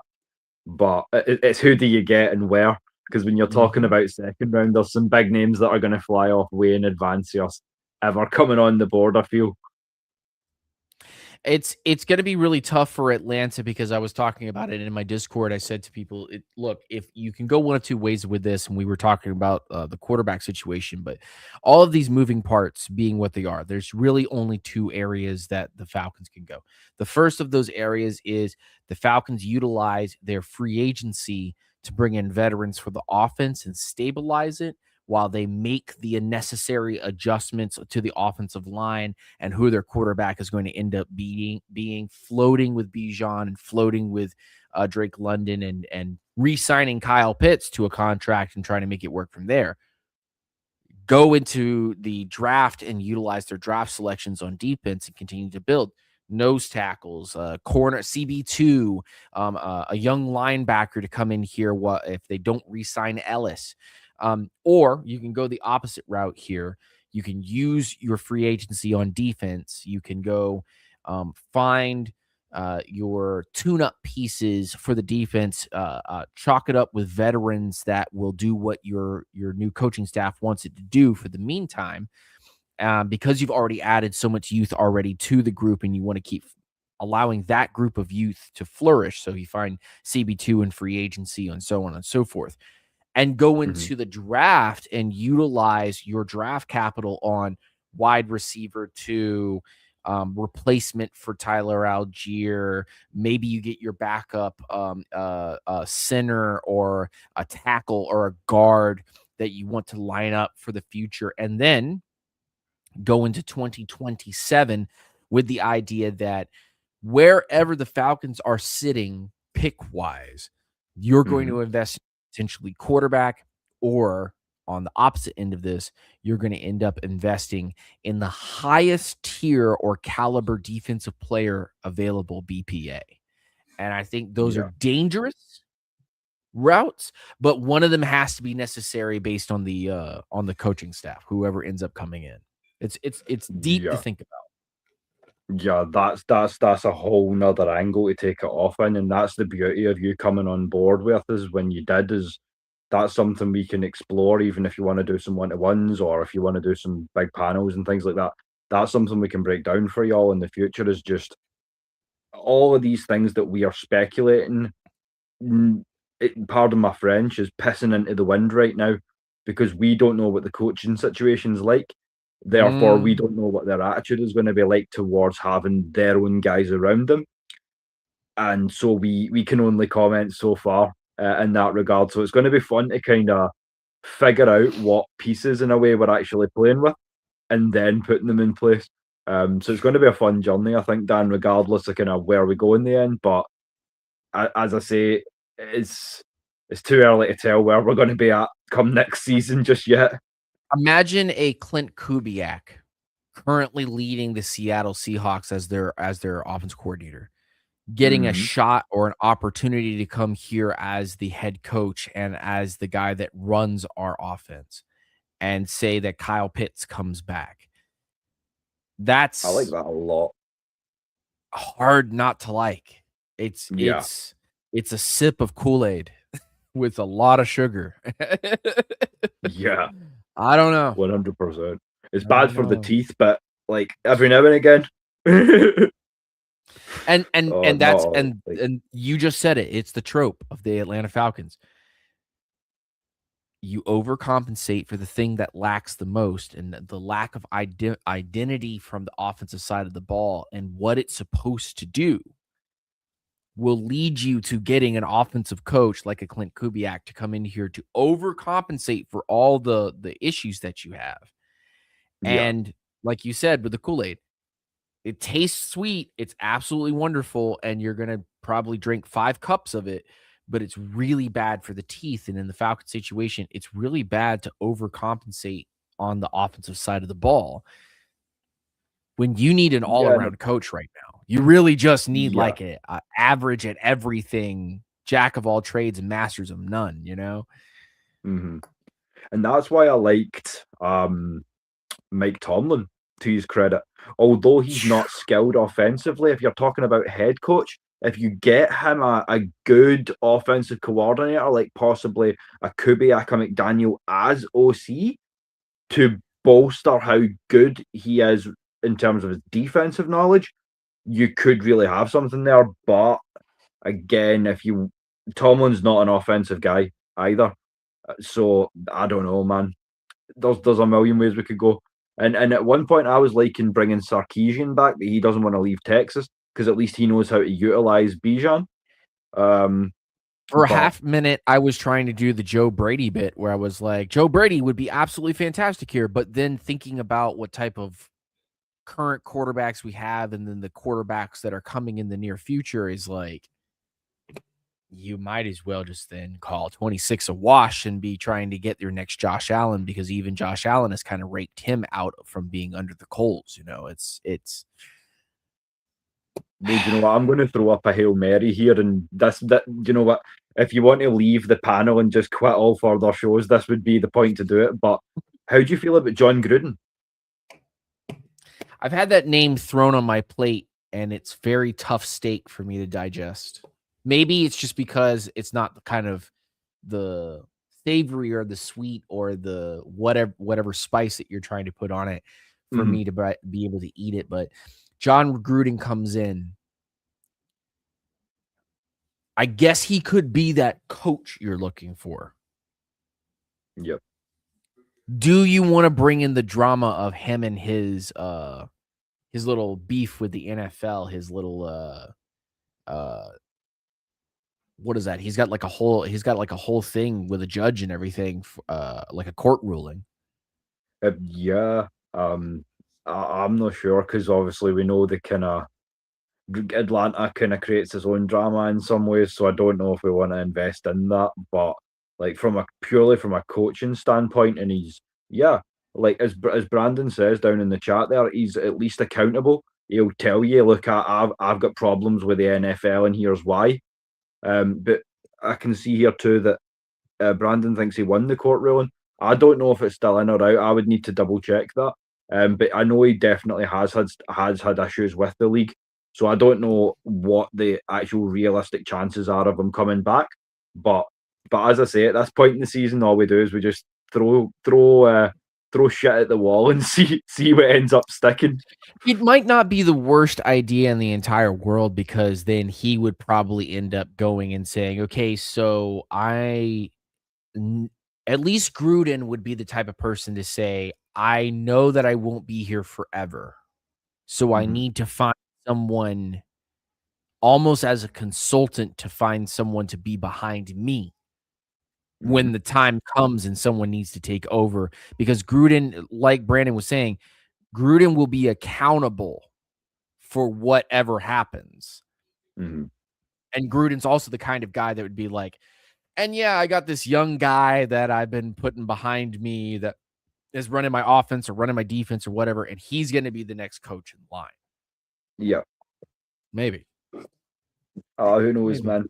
The upset, like as we say on pretty much every episode at this point, is the topsy-turvy world of a Falcons fan.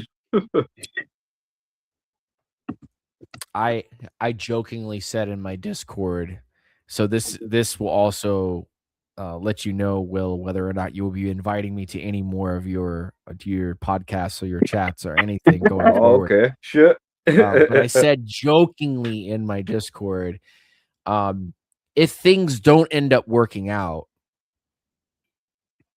then in this gentleman's current situation, would you turn the keys over to him, not as a coach, but as a general manager, and allow him to run things from the top? Can you guess the name that I put in my chat? Bill Parcells. No. It's really funny because this guy is connected to Bill Parcells. Belichick? Yeah. Belichick as a general manager. Yeah. Bill Parcells wanted to be, but they wouldn't let him. And allow Bill to take over responsibility for the roster and how it's put together. I think that would be really interesting to see. Now, okay, the general manager would have say over who the next coach is going to be. So I wonder what that would end up turning into, because Bill would want somebody that's accountable and somebody that also is probably going to end up being his like minion. Like I can kind of see both, like the yes and the no, but I mean, I like my food spicy, so it's not going to turn me off. I don't find it unpalatable. It's interesting, at least. Yeah. It's interesting. I'll say that much. It gives me some food for thought. Yeah, I don't know, man. I don't know. I'll get back to you. I'd need some time to process that. It's an interesting one. So here's Brandon says something really interesting in the chat. So let's put this spicy sandwich together. What if it's Bill Belichick as general manager, and then McDaniels gets fired from the Dolphins and comes here as the head coach and offensive coordinator? He doesn't have accountability for building the roster. He's only coming out here to be your offensive coordinator and be the guy that's running things on the system. He doesn't have to have answers, because Bill is probably going to end up, because of who Bill Belichick is, they're going to want to interview him. They're going to want him to come to the podium for answers for anything that's going on. And Bill and McDaniels are probably just going to sit there and go, this is what we're doing. As long as they win, McDaniels won't ever have to say a word. And really, honestly, if you think about it that way. I agree, Dan. Josh McDaniels he was talking about. Okay. Interesting. As a head coach. Okay. I see what you're saying. Right. There's going to be some interesting Falcons putting a drive together, and it just went flopped. Another flag. Oh, there goes. We're 7 to start the half, man. I was praying it into existence, but it's not materialized. Yeah, just hurting ourselves. Another flag. Yeah. Kyle Pitts too was the false start. Oof. Another 5 yards back on a third down. That's going to be 3rd and 14 now. Yep. And it's a throwing situation. You put yourself in a position where 3rd and long, you're going to throw the ball.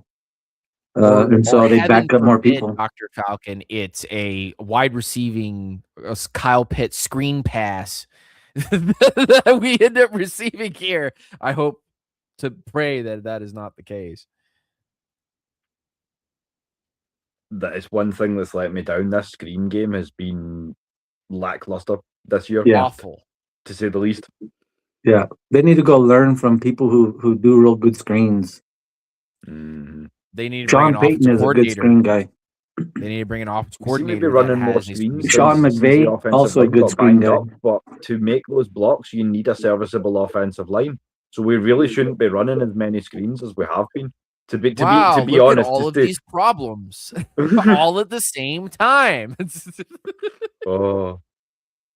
Like, I don't want to be that guy that says you kind of need your blockers if you're going to be catching the ball in the backfield, but it's kind of self-evident.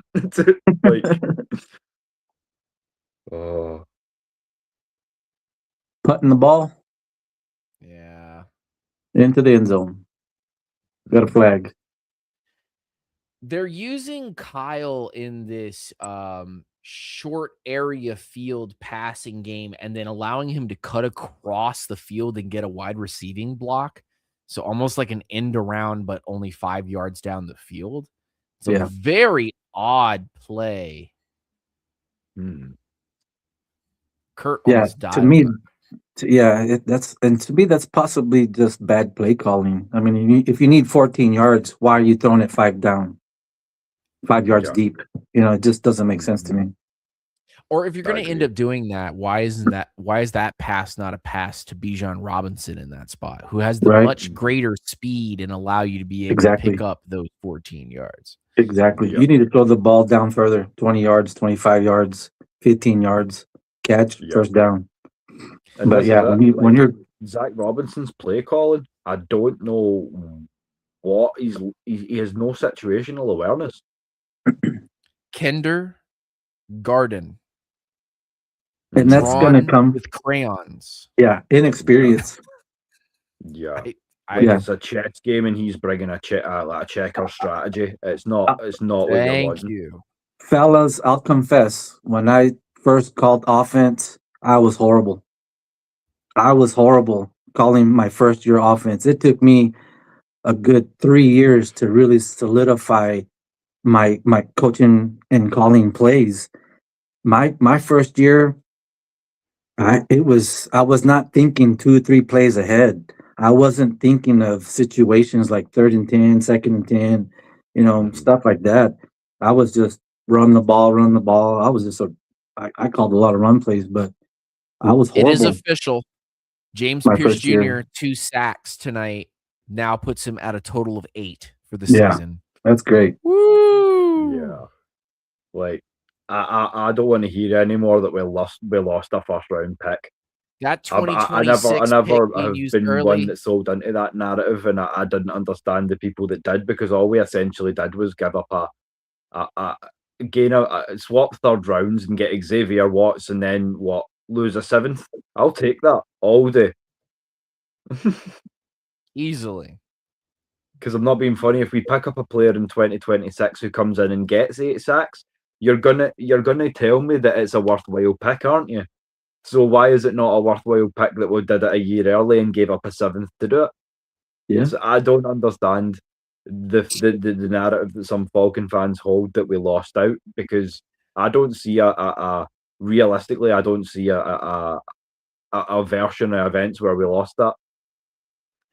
It's pointing out the obvious and making it into a bigger deal than it is. They don't have a pick in the first round in 2026. Yeah. We used it a year early. Yep. Yeah, we sure did. It's hard to understand about that. And it's not coming back. It's not coming back. He's here already. Don't you guys like it already? But we don't have a Okay, so it's crazy. You guys man. are just looking at A, B, C, and D, and you're not looking at what does A say? Yeah, exactly. What are these cigars on the screen? Did you have a commercial for like a thing on your doc? Did you have a thing on there that was like cigars? Yeah, what was that about? They looked mighty tasty. Hey, we might have to have one after this win. That's the thing. I think they know exactly what they're doing. They put on Atlanta, and then they're just like vices. Vices. Yeah. How did they know? I need some of that Sky Rizzy. You have watched Atlanta Falcons. We consider you a deviant. As such, we recommend the following content to cope. Falcopium. Taken twice a day will keep you from getting upset about Falcons football loss. Oh man, I need one every hour. I need one. Gosh, that's got to be expensive. I hope you're using. Need one every hour. That's it. They know we love what's bad for us. That's funny. Oh dear. They leave us in a room thirsty, and then they just put a Coca-Cola. They know we'll drink it. Oh gosh. They almost broke it. Thank goodness for Watts, dude. Yeah. Like I feel like in a certain way, things are so crazy in Atlanta that when we finally win the Lombardi Trophy, it's going to be so much a shock to the system. It'd be like having a time machine and taking a can of Monster back and giving it to someone in like Victorian England or something. Yeah. It would shut their entire system down. Just like programmed to compute and process this. Taking a 5-hour energy and just chucking that thing when we've never even had a cup of coffee in our lives. Come on. Evans is he's just hard to defend, man. He's just a great receiver. He's going to have a good game against everybody. You're right, Doc. He's just a damn beast. You can do whatever you want, but he can find that ball, and he's just got great hands. He fights for it. Slinging it, man. Love him or hate him. I said it a little while ago. Baker Mayfield is the truth, dude. He's just a solid quarterback. Like, I just love him or hate him. He can sling. And that's the thing. Like, I was talking with one of my friends about him and Brock Purdy specifically. And for a long time, I had it in my head that he was like Purdy in so much as that he was a systematic quarterback in a system for which he was programmed to succeed. But the more I see of him, I went, nah, do you know what? I actually feel like Mayfield's the more talented of the two. I feel like Purdy's a product of the Shanahan system, but I feel like Mayfield can truly make plays off his own back a lot more than Purdy can. So I'll admit when I'm wrong, to my credit. I can agree with that. I sure can. Yeah, Baker Mayfield, when he first as a rookie, it took him a minute to develop, and he was with the Cleveland Browns, but he had so much pressure from other teams that he couldn't really get a good start. And he was the one that if you rattle him, that's how you get to Baker. You got to rattle him. You got to put pressure on him. If you let him sit in a pocket and sit there balanced with his 2 feet, he'll tear you apart. And he likes quick throws. Getting beat up. Yeah, he likes quick throws. You know, get rid of the ball quick. He doesn't like getting sacked. He doesn't like getting pressured. Sack!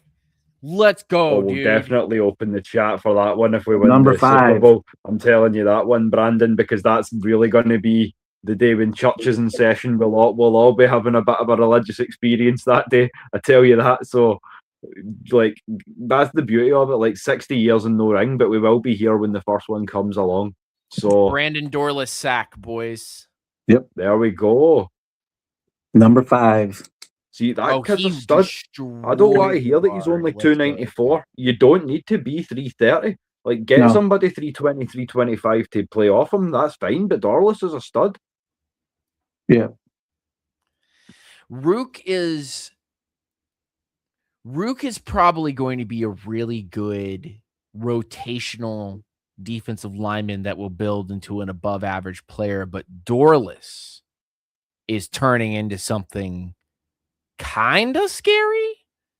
He needs another year under his belt to really get all of it.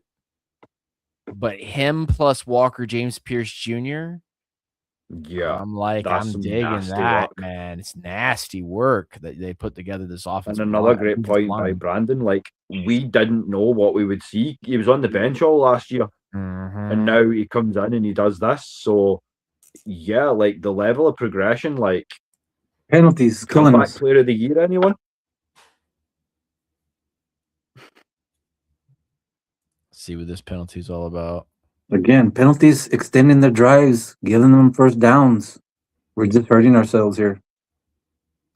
I like that one, Brandon. By your leave, I'm gonna use that. Jimmy Lake, aka Jimmy Puddles. Get D Alford off my team. Just any day now. He can just get on the bus and not come back. That'd be totally fine with me. That's buy him a taxi, yellow cab, send him downtown. 3 times in 10, he'll make a nice play, and it'll be such a nice play. You go, I actually love D. Alford, and then the other 7, you're like, get him away. I don't like him. Get out of here. But it's those 3 that make you go, is he actually good? Wait, am I tripping here? It's like when your buddy buys you some shots, right? And you drink the first 2 shots and they're picklebacks, and you're just like, and then he gives you the buttery nipple, and you're like, oh, wait a minute, I'll take another shot. It's totally fine. Let's do another one. And he just gives you a bunch of licorice and more picklebacks. And you just another penalty. Good night. Another face mask. We're going to be over 150 yards in penalties by the end of this. That's got to be what, our 15th penalty now? 13 penalties for 86 yards, brothers. I'm sorry, but yeah, I'm not about this. Yeah, that's not going to help at all. Raheem Morris looks on. Let me give you the Raheem Morris look. Yeah, that's it, Dan. Perfect. He's looking at the scoreboard, but he won't see the score. Perfect. Like I've been saying it for weeks. He's just looking up into space, like as if he's looking for divine inspiration. Is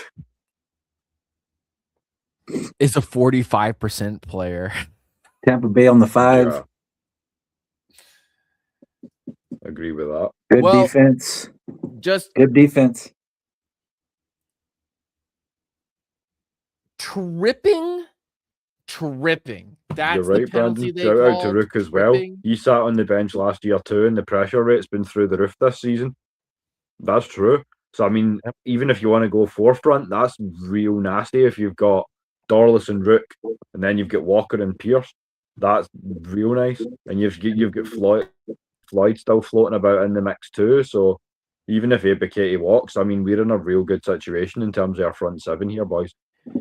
Pretty terrible to I don't want to be like the Mr. Correct you, but Floyd is a free agent next year. and Ebiketie, so both of them will be gone. So the looming weird elephant in the room is, would you get one more edge? Would you go get another veteran, or would you draft one more? It'll probably be a third-round pick. You won't invest a second-round pick. But would you do it? Because remember, you named off a really good young defense, and you didn't even say Billy Bowman, AJ Terrell, and Xavier Watts, who are also all either A, going to come back next year, or B, are young and currently already affecting things. Touchdown Tampa. Yeah, and that's where I would look at free agency, or say asking if Leonard would take a club-friendly deal. Just be like, you are a mentor here. You're helping build this thing. Would you take a little bit of wiggle room to come back for one more year and help us do this thing? And we will do everything we can to get a playoff run, and then we'll see what happens. So I agree with Brandon. I feel like if we can get Len Flo back, I would probably do it for the right money. I don't think I would necessarily make Edge a draft priority, given the other places where we need to build depth. But that's just my money. As I say, I likes it here. He's part of the culture. He seemed to enjoy that mentor with thing in the off season and the preseason process with James Pierce as well. So yeah, I mean, if he's bought in, bring him back, because I'm all about a culture. Like, if you want to play for the jersey and the man beside you, like, build that. There's not enough said for the camaraderie of a good team. Like then I have a question. Baltimore Ravens as well. I want both of you to answer it separately. We'll start with Doc, and then I'll give it to Will. There are 3 free agents the Falcons will have this offseason. I want you to pick if you could only pick 2 out of the 3 to bring back for next season, who would you bring back? Here are the 3 players: Zach Harrison, Caden Ellis, and Leonard Floyd. That's a good one. Doc? Me, I'd go with Ellis and Floyd right off the bat. Okay. Will? I don't know, man. It's gun ahead. Ellis is what I would do. I'd cut Len Flo. I'd keep Ellis, to be honest, because I feel like he's the captain. He's with really all of them one being of the free agents. I'm bringing back Ellis, and I'm bringing back Zach Harrison, because Zach Harrison was getting you sacks, and he's young. He'll be on his second contract, but this will be his first kind of I'm getting paid bit, and he can bring you. He can bring you that extra step that you're looking for, that Floyd barely provides currently right now. Yeah, fair. I see that, but I just feel like Ellis is too. You got to bring back Ellis like that. Yeah, you don't get a lot of he's your cornerstone in your defense. You know what I'm saying? And Diablo is under contract next year, which leads people to believe that maybe you add a linebacker in there, so then when Diablo goes to leave, you could sign him on cheap, and you can have a starter in the rookie who comes in, and you can start playing Ellis as an edge if you wanted to. Because Walker and Ellis are very similar in that design. Mm-hmm. Yeah, that's a good argument. Now you're having fun. Yeah, Walker, you could really flex him everywhere. He'll back up and do pass coverage. The guy can play edge. He can play linebacker. If he wanted, he played defensive tackle. That guy's he can go anywhere. He can cause most damage everywhere he's at. So if I only could bring back two, and those were the two that I'd bring back, then I would go into the second round and I'd go grab a center that drops. And then I would go into the third round and I would grab a nose tackle and I would call it a day. Mm-hmm. You're hired. That's something I'd be interested in because I need to look again at the O-line class, but I hear that it's fairly stacked this year. So it is poor. This O-line class in 26 is poor. It's a lot of developmental guys, which works in Atlanta's favor. But this draft class currently is top heavy on wide receiver and edge and defensive tackle. So if this was, it's like the opposite class for what we did last year, which is funny. A defensive tackle would be nice. Mm-hmm.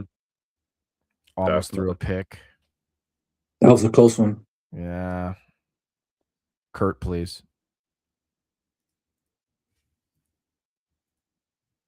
Don't force it too much. The last thing I want to do is just we played them hard this whole first half. I don't want to have another instance where it all goes to pot. Bijan. Yeah, Bijan, boss. Wow, Doc.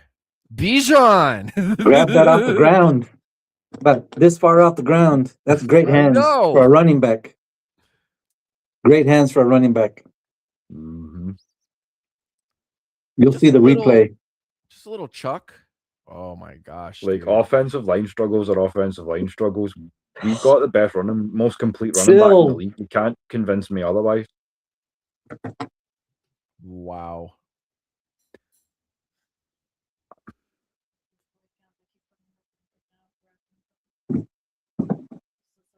I told you, didn't I? Blair, Nash are right there, and you go with David Sills. I'm just gonna let that hang. Wow. We'd like to have that one back. Two plays later, run it again.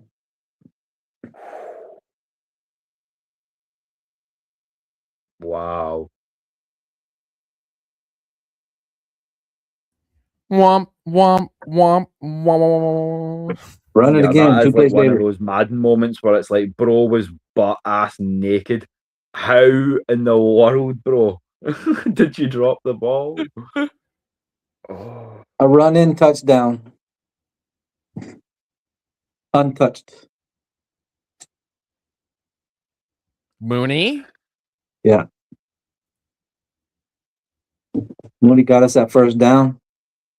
Sills, bro. That's wild. I'm in favor currently of cutting Mooney, but it only saves you $7 million. And then you only have one wide receiver on the roster. So that's also a problem in its own right. Yeah, you're right. It's not a lot of money. And that's a fair point too, Brandon. Casey Washington does seem to be being punished. It's like, show me on the doll where Casey Washington hurt you, because I don't know why he's being kept off the field. Hashtag free Nick Nash. Practice squad bullied. Where's my dude? Get him signed up, man. I do not know why we've not utilized that, man. And it's just maddening at this point. It truly is. Mm-hmm.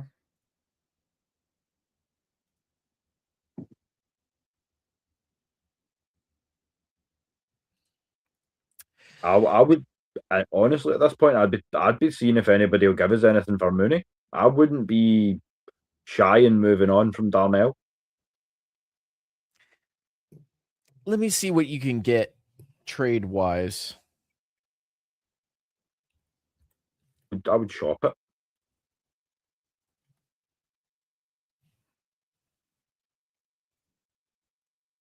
They missed the man.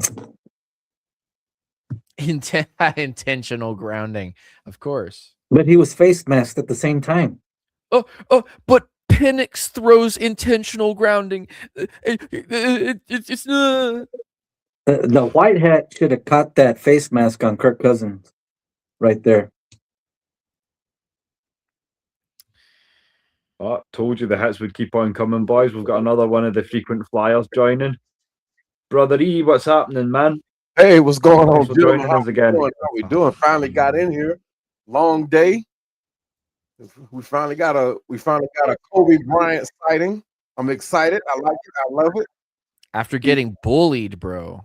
Yeah, he's a raw fit, but I mean he's still green. He hasn't been developed yet, but I like the fact that we're throwing him to the fire.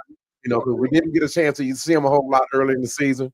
But I've always been the one that's been a fan of learning on the go, and the way that he's doing it, and against one of the best in the league, I love it. I mean, it has no season implications as whether he succeeds or fails. So, but it is a look forward to the future. I mean, this is a big learning curve for him. I love it. I love it. Well, if you end up trading Mooney, just to quickly hit you, Will, if you end up trading him or releasing him pre-June 1st, you're getting a dead cap of 11 and a savings of 7.4. Yeah. But an after June 1st cut, which would be probably to just pay the draft class at that point, you get $11.9 million in cap savings, and then end up getting dead cap spread over between the 2 years, $6 million in 26 and $4.5 million in 27, which is not hard to eat, and it would be completely justified, especially if you end up going and get yourself a WR2. But Right. you know, then that again in its own right is investing capital and or free agent acquisition money into wide receiver, which is just maddening. It's going to be real interesting to see how Terry Fontenot is going to be able to flip the fact that we don't have that first pick. So you mean Bill Belichick? Gotcha. Like it's a fair point too when you're talking about Kobe Bryant. I feel like he's incredibly unpolished, but the ceiling for that kid is insane. Like he could be something really special, but again, it's how much time are you looking to put into him as well for me. Do you know what I mean by that? So he's a process, and it's kind of how he's going to be coached going forward. But I feel like Ulbricht's the guy. Been doing well so far. Yeah, for sure. I wouldn't be a bit surprised, if we can look at this two ways too. If Raheem stays, offensive coordinator definitely has to be replaced. If Raheem goes, I wouldn't be a bit surprised if we have a Robert Saleh, Jeff Ulbrich reunion here in Atlanta. I mean, I love it. I mean, the situation in New York, a lot of people don't understand how that situation went down. They were set up for failure from the get-go. But those are two damn good coaches, and they coach very well together. But and as you can see, what Jeff Ulbrich is doing here now, what Robert Saleh is doing in San Francisco, they know with the job, they know what they're doing. Just a matter of getting them in the right ideal situation. I think we have that here in Atlanta. Raheem just didn't make the right decisions initially coming in, and it has backfired. So he has to either he's going to learn from it, or he's going to continue to reap the bad rewards from it. So shall I say, because he didn't make the good decision. He didn't at all. He didn't help himself, and they didn't help him. So and it shows. So I'm actually looking forward to next season. It's all going to be a matter of how Arthur Blank goes from here out. From here on, shall I say, him and Terry Fontenot, how they continue to build. I mean, a lot of people are they're wanting to boycott the Falcons. They want to clean house, but a lot of people don't understand what that means. It's really easy to say just fire somebody, but when you fire a general manager, you're talking about another 5-6 years of losing. It's not an easy process. When you fire a general manager, that means you're scrapping every game plan, every thought that you may have had of building this team. That means coaches got to go, players got to go, because every general manager is going to come in and going to want to put their own footprint on the season. So they, you got to be real careful what you ask for. Then the other thing there, people not realizing, they already want to move Atlanta. They want to move Atlanta to another city. And I'm like, if you do that, if you boycott, that's giving them all the ammunition in the world to say, okay, they don't want us here anyway. So let's just go ahead and move them. So we got to be careful about what we want out of this so-called rebuild that everybody want us to come in with. I mean, I don't get why everybody's wanting us to scrap. I mean, we have a damn good team. It's just a matter of getting the right coaches in here. I think it's leaned heavily on that talent, though. And like you were saying, the coaching needs to come in here to be able to utilize. And here's the other bit. Right. Develop. Right. There you go. Because for two coaches now, and I would even say 3 coaches if you want to put Dan Quinn in there as well. For 3 coaches back to back to back, you have not any talent. Right. Through that whole process. And so by not developing the talent, you have created the holes and the gaps that you currently have in this team. You have a wide receiving depth that's absolutely abysmal. You have an offensive line that's aged itself because you haven't added enough to that structure. You have a defensive line that doesn't have defensive tackles, and we've had to invest back-to-back edge picks to be able to make edge now a not an issue. You've done this. You didn't get a quarterback after Matt Ryan left.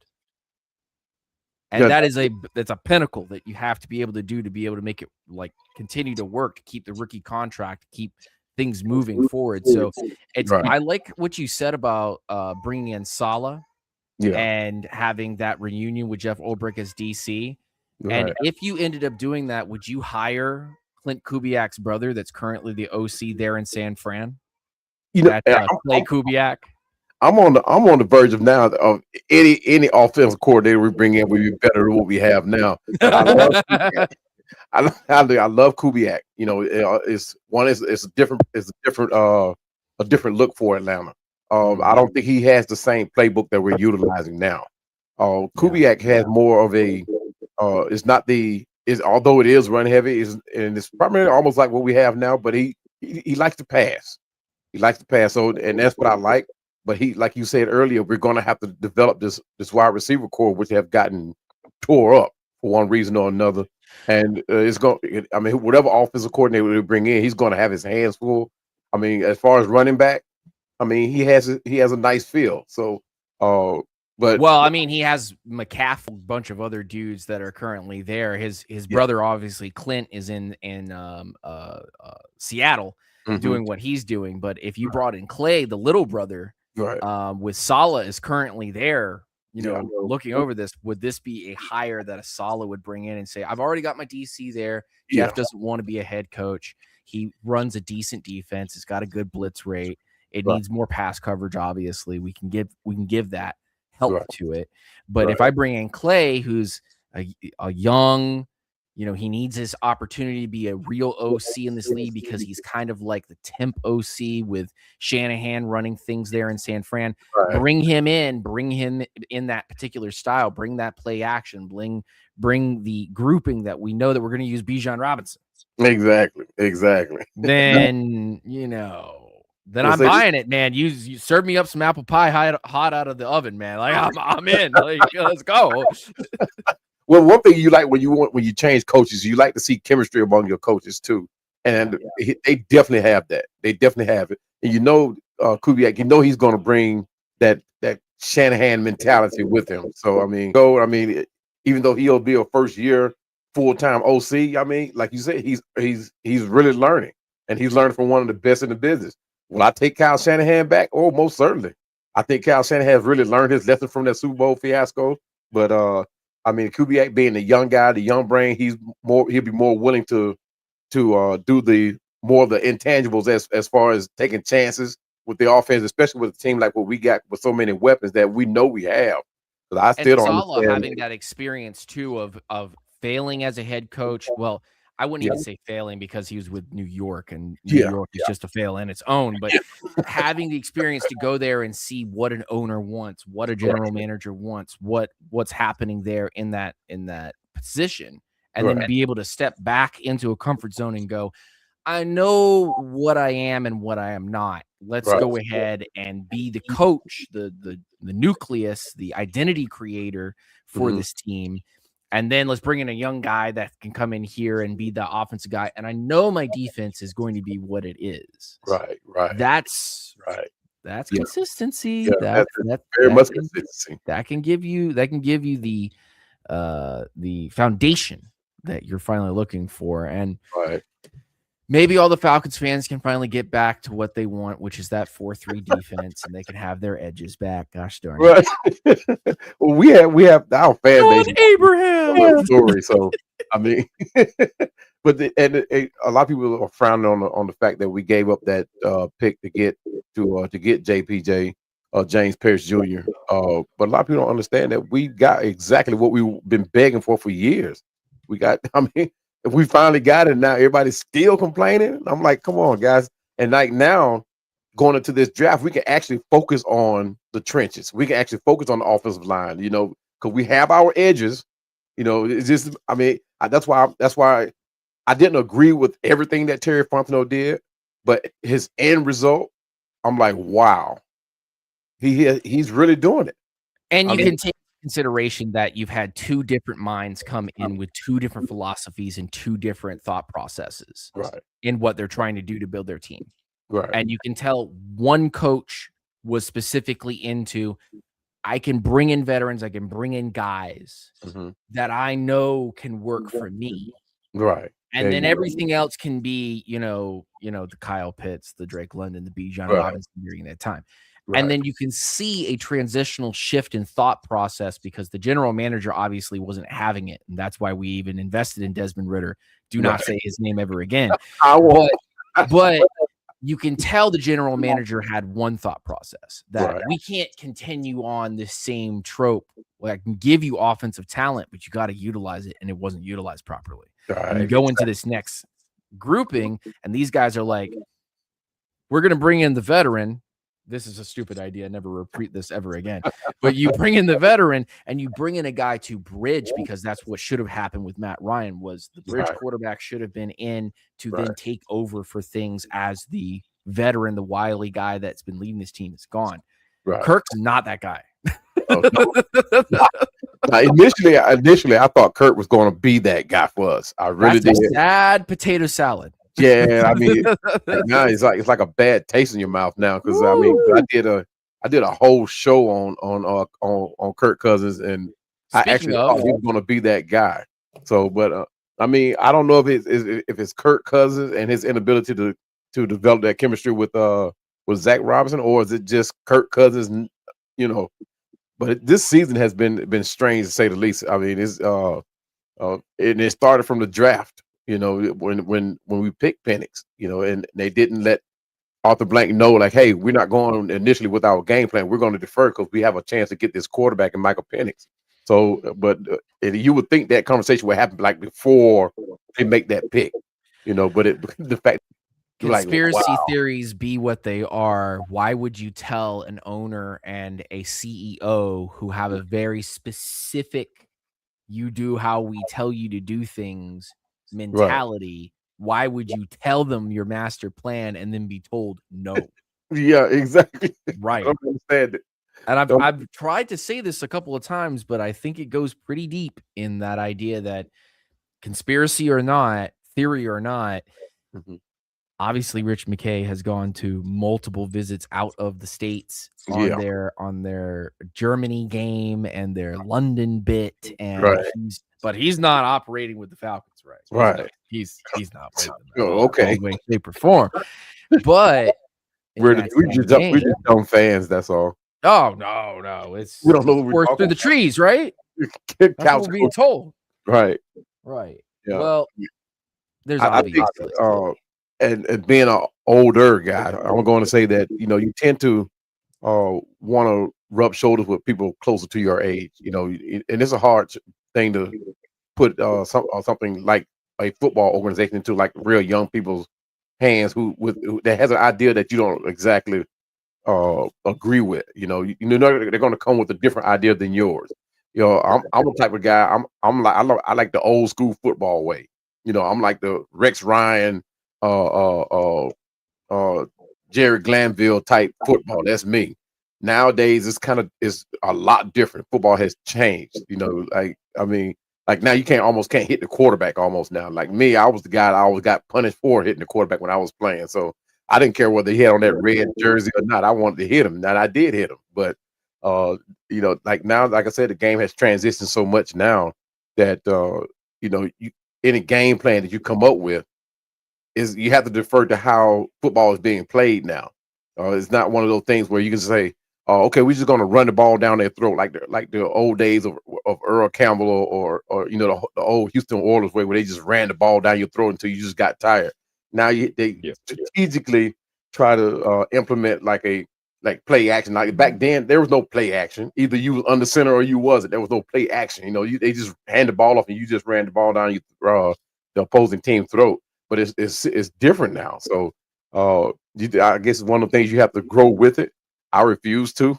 I'm still just an old school guy. I just love some football. But like I said, it's going to be interesting to see how Terry grows from here, because you know he's not going to go anywhere. Because I mean, who else would you bring in? There's nobody else to do what he does.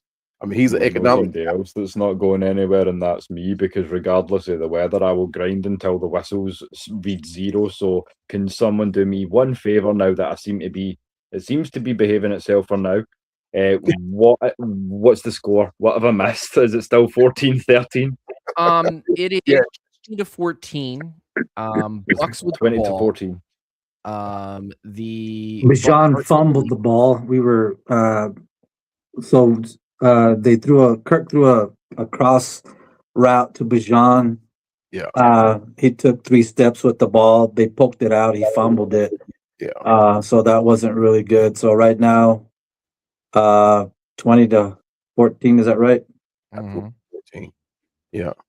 That's 2 games in a row where he fumbled the ball. So hopefully this is just one of those punched things. it right out. Evans is probably out of the game, perhaps.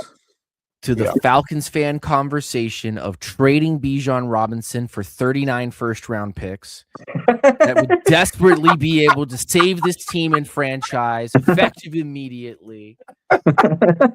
This is the conversation I have to hear on the Twitter and the Discord. 39. People coming in. If we just trade him to Dallas, Dallas would give all 3 of their first-round picks to us. You know, people. Here's a question, Mitchell. Where did this narrative come from that it's me and Dez's favourite player? I love him because he pulled on burnt orange and he now pulls on red and black. I feel like it's self-explanatory, but I wouldn't say he's my favourite. I support any of the 53 guys that walk on this roster. There you go. Well, until they do something that requires me to give up on that support, like continually drop the ball or miss blocks or, you know, some of the other things that we've seen in ad nauseum this season. I will continue, but I won't, because we seem to be doing not too badly right now. Right. Yeah. Tampa is on the 15-yard line, about ready to score. If they score here, boys, we're in a deep world of hurt in the fourth quarter with about 14 minutes left. Yeah. It's going to be a hard hole to dig out of. Defense is going to have to stand up if we're going to make a move here. We need a good defensive stop to stay in this game. Hold them to a field goal. Yeah. Doc, you're prescribing the wrong medicines. Don't be so negative. We're one step away from Black Monday. Yeah. Raheem Morris goes bye-bye. Bye-bye. Oh. Yeah, you're right. Bye-bye. This will not do him any good. Like somebody has, this isn't good for my mental or physical health anymore. So either he's going bye-bye or something's got to give. Yeah. Oh. Yeah. You know, at this point, fellas, you're probably you're just watching for the young kids to get the most exposure that they can and allow them to grow. And you know, stories like James Pierce Jr. and Jalen Walker, and watching Xavier Watts grow, and Dorless, and so on and so forth. But I think we might be a little outclassed tonight. Tampa scores again. Yeah, we, like you said, we have a really young defense. You know, this actually gives us something to look forward to in the future. But as far as age-wise and experience-wise, we have a very young defense, and they actually still are playing very well.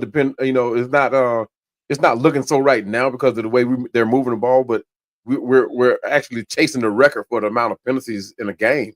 I think right now we're at 14. I think the record is like 23, but the penalties are the difference in this game right now. You know, but a fumble by Bijan on their side of the field was just detrimental to us. Yeah, that was. They only had to go 25 yards to score. Yeah.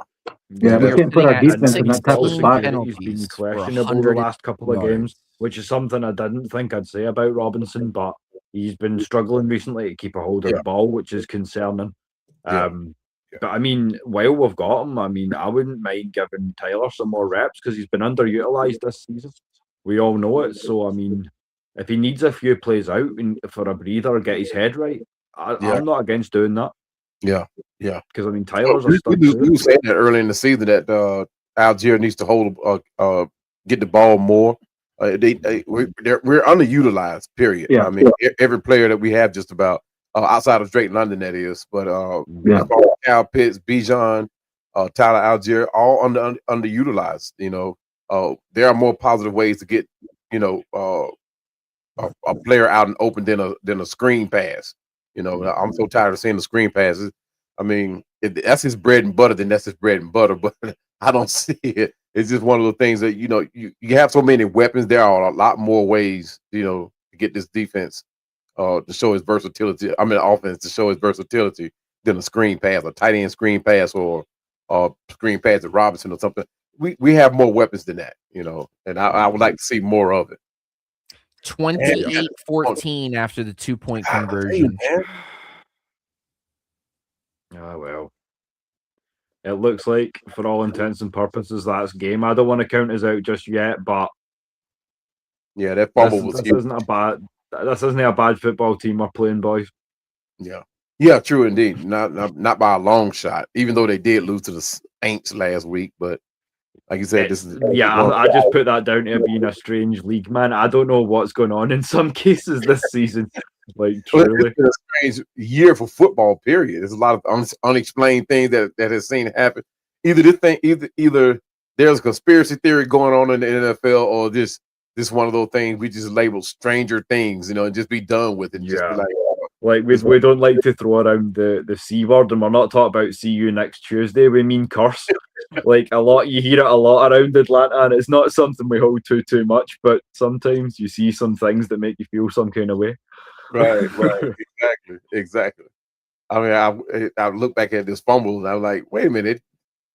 The ball did get hit, but not like in a way so that it just fumbled out of his hands like that. Because much of that time I look at it, I'm like, wait a minute. He did get his hand in there, but he didn't really hit the ball so that it fumbles, that Bijan fumbles. But the fact that he has fumbled the last couple games, so you have to give the benefit of the doubt. He did fumble it, but I don't know. Like I said, that's the thing as well. At least he's doing it now at the time of the season where things are winding down, and that's how I feel about the show as well. I'm not going to take it like the weather's trying to make it so I can't have nice things, but at the same time, I'm just like, nah. Do you know what? I'd rather get it out of the way now in season one.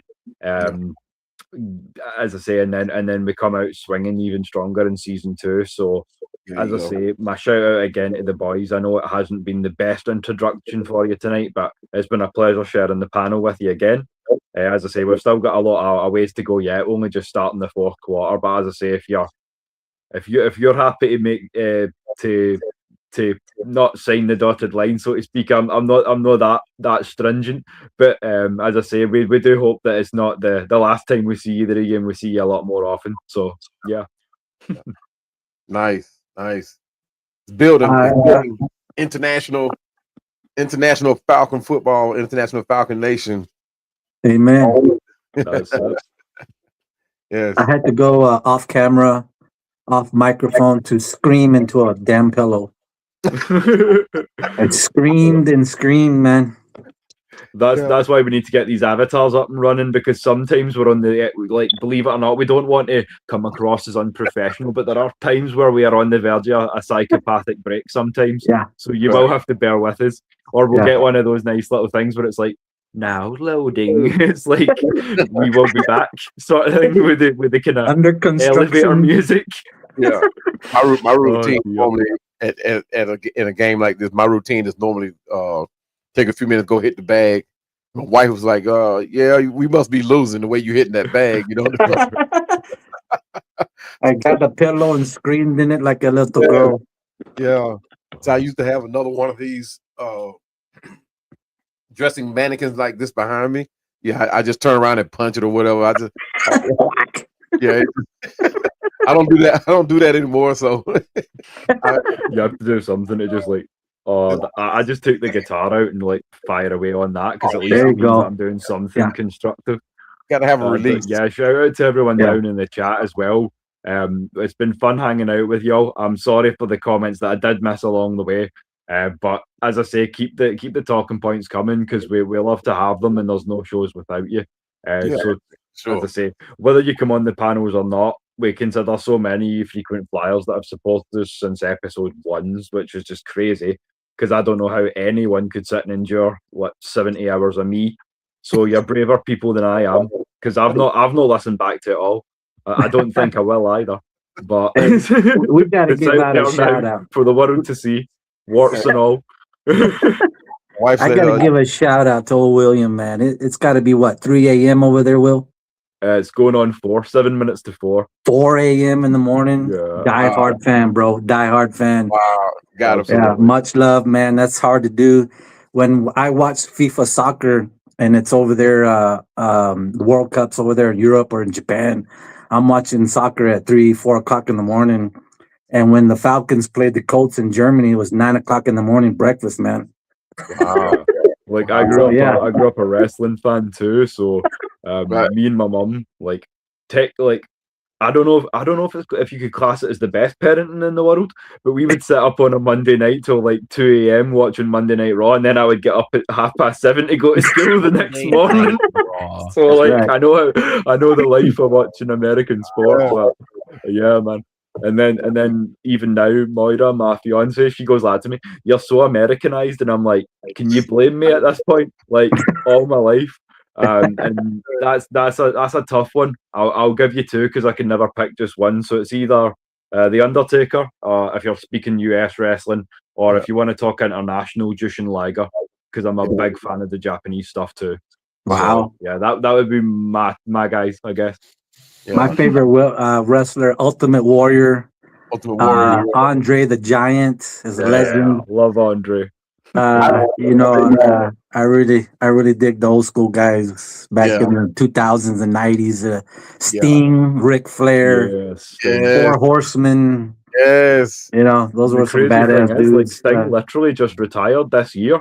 And he was looking great right up until the end. It's like, damn, Sting. I don't know how the hell you pulled it off, man, but kudos. I couldn't do that for 30 years. My son met Terry Funk. Obviously, the two gentlemen are free on Saturday night after the show. We've got our obviously Scottish Falcons episode, but me and C-Double, we're going to be doing the Saturday night's main event. So we'll be doing Cena's retirement. So for all the tears and trials and tribulations and all that, we'll be kind of wishing the goat and giving him his flowers. So if you're up for that, then obviously we'd love to have you. So yeah, thanks for the memories, John, and we'll do it for the last time on Saturday with you. Why not? And Tony Atlas is Tony Atlas' brother. Was my 4th grade USA. The first time I met Tony, I remember going back and watching all the Georgia Championship wrestling from back in the day with Junkyard Dog and guys like that, and Big Cat Ernie Ladd and things like some real I'm a bit of a historian too, so much like my Falcons, I'm like, I'll go back and watch the old stuff. Touchdown, Bijan. We're in this thing back. They had to get it back. We're back in this thing, fellas. 9 minutes. Back in this thing, boys. Defensive stop with 9 minutes, and you take it back down there and score again. You tie this game up, dogs. 28-21.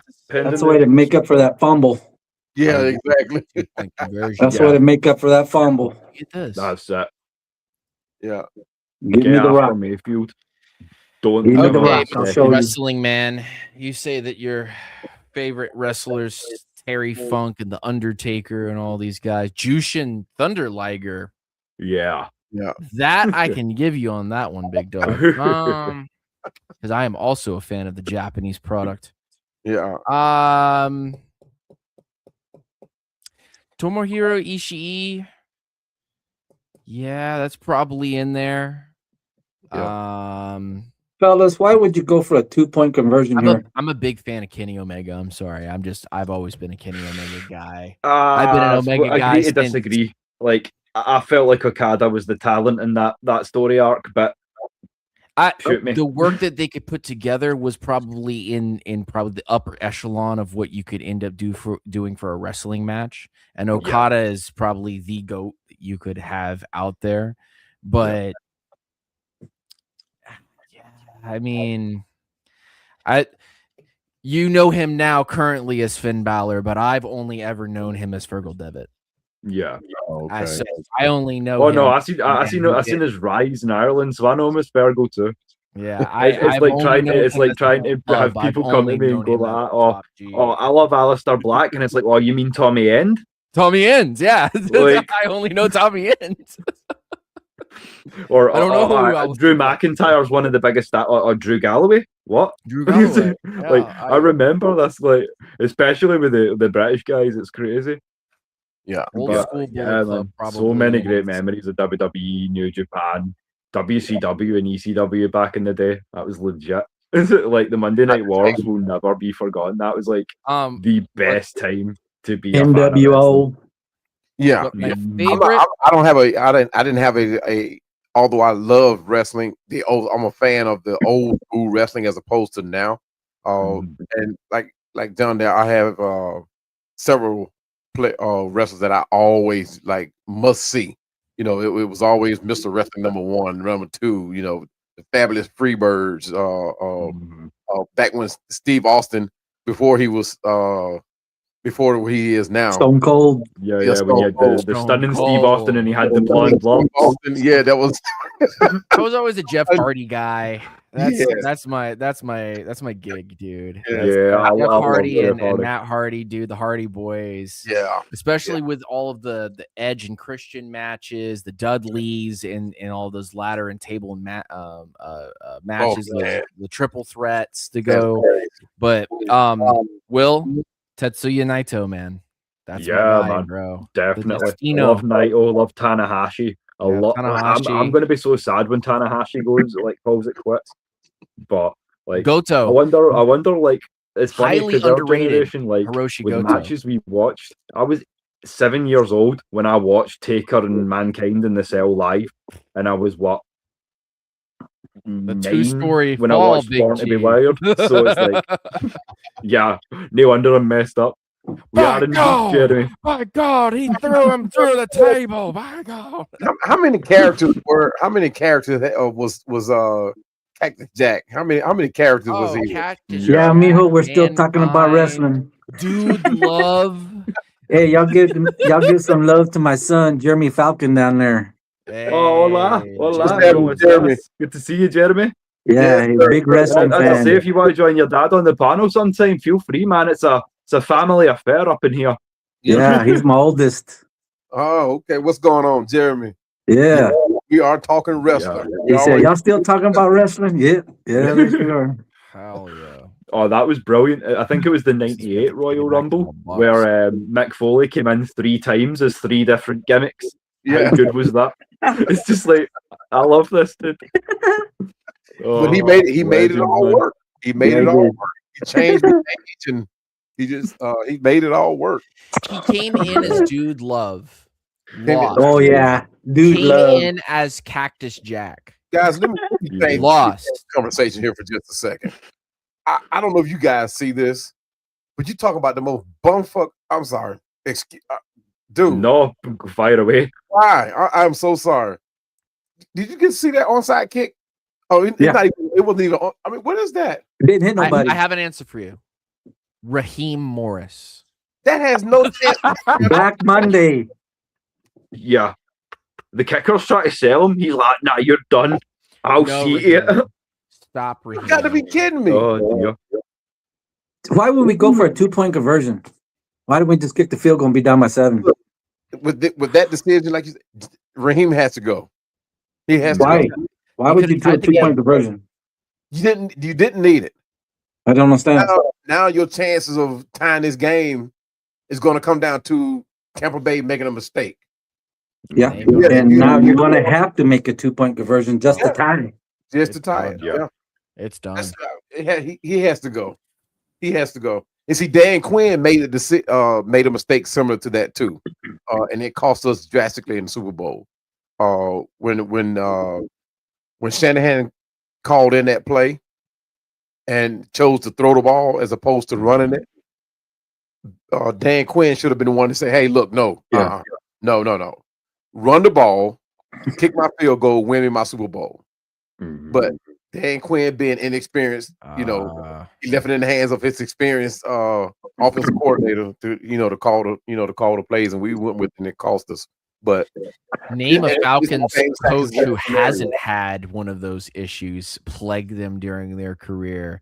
Yeah. Art Smith, Mike Smith, Dan Quinn, Dan Reeves. Yeah. I'm waiting. Jim Mora, Bobby Yeah. Petrino. I'm waiting. There's no clean sheets with this team, and it's frustrating. It is. So yeah, after the failed 2-point conversion, you're looking at 28-20. So we will have to go now for 2 again. So exactly. So even if we do not a great position. Yeah. Man, I don't want to spoil it, guys. No. I'm freaking out over here. Oh. I guess that's a good sign. Tell me that's intentional grounding. I don't know, man. Raheem has to have a bigger input. That was nice. A bigger say, and stop just letting things be. Like most coaches, perfect example. Yeah. The coach up there in Detroit. Mm-hmm. He wasn't happy with how the play calling was being done. Yeah. He took over mid-game. He took over. I just saw what he said. Yeah, he took over. Interception. There we go. Picked off Baker. Oh no, That's more like it, boys. We got the ball back, boys. We got the ball back, boys. Oh man, Bijan is running loose. That was a great catch. Bijan is running loose. D. Alford. Shout out to D. Alford. That's been a while. You want him off the team now? There's that 3-10 play, bro. You're not allowed to laugh at D. Alford getting an interception. So we were just hating on that man. We were punking that man so hard. We told it 45% on the field. 45%. That's it. We're gonna lose one of them. We're gonna lose either Alford or Michael Hughes. One of them we're gonna lose if we decide to keep Kobe Bryant. I'll buy them their taxi fare now. Yeah, tell me when. One of them gotta go. Yeah, ever since that Seattle game last year, I'm like, no, there's no way. There's no way neither one of these guys are staying. Bijan. I'm like, wow, what in the world? We kept both of them. I thought for sure one of them going to be gone, especially since we got Kobe Bryant and Xavier Watts. I think Kobe is a little overinflated, not overrated.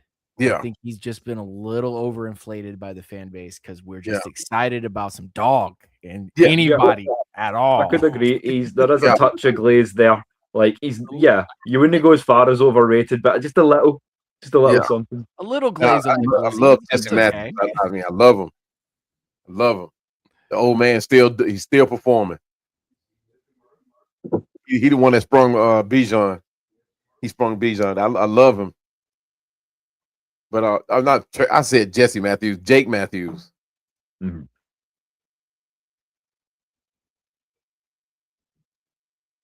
But this is show you how stagnant our offense is. We have 2 other tight ends that we do not use at all. And both of these guys are very capable of getting between 500 to 600 yards a year easily. Falcons are going to stall out. Charlie Warner and Teagan, both of these guys can be used in the offense, and we don't use them at all in their offense. Yeah, 100%. I mean, I don't know if you were listening earlier, Manuel, when I said about if you paid any attention to homegrown, we know what Charlie Warner can do with his hands. Like he was a bit more. He was a major vertical threat coming out. Like even through Georgia. Like I was and an amazing blocker. We're putting a good drive together, fellas. Yeah, We you are guys might want to tune in. driving this football down the field, down their throats, fellas. Kyle Pitts It's with getting another good. catch, big dog. Yeah, I think we might Kyle have the Pitts is momentum here, tearing it boys. I up. don't want to speak too soon, but good Say this hands, is going Kyle to be a Pitts. 4-touchdown game. Let's go. John Robinson, 172 yards. Tyler. Tyler Algier. Tyler. Oh, get rid of him, Kurt. Nice. Let's go 25. Yeah.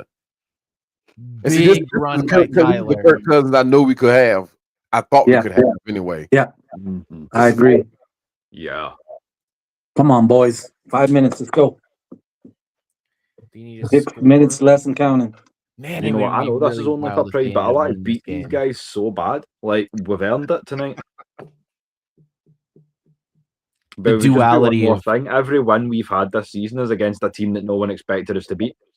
Yep. Every team we've the been duality expected of to the beat. Falcons fan. Will over here with his positive Pete, and I'm over here with my negative Nancy, just being like, "Wow, it'd be crazy if we win this game." Lieutenant Dan, come on, Lieutenant Dan, you gotta get with us. So insane. You know what? If I've Will got to over sit here, here at 10 man, I past 4 can't in the believe we're morning. about to win this game. It's just gonna be so awesome. We could stick it to him, you know. Oh, It's gonna be nice going back to work if we win this game tomorrow. yeah. Boy, definitely. I'm 2 hours away from these. Well, not for Dan. I think he's going to be begin getting into work, lad. You know how I got these scars. Boys, we're driving this ball down the field. We're taking this ball down the field, boys. Yeah. Oh, Mooney.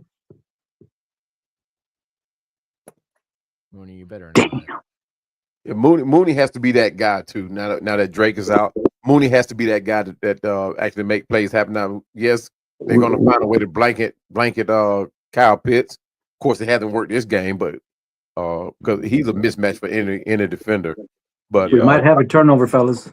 Mooney has to be that guy that makes that difference. Let's put it like that. He has to step up. I mean, we're already hurt on as far as receivers. Golly, man. Are they really going to call over? For real? I think you may be. I think I might be. Okay. We're okay. I'm about one play ahead of you guys. Yeah. And I think it's a bad play, but I can't take it no more. Yeah, Doc, you need to relax. Hey, I am freaking out here, fellas. We can tell by your reaction that fumble turned out pretty good on our side. We're okay. I'm trying not to give any precursing.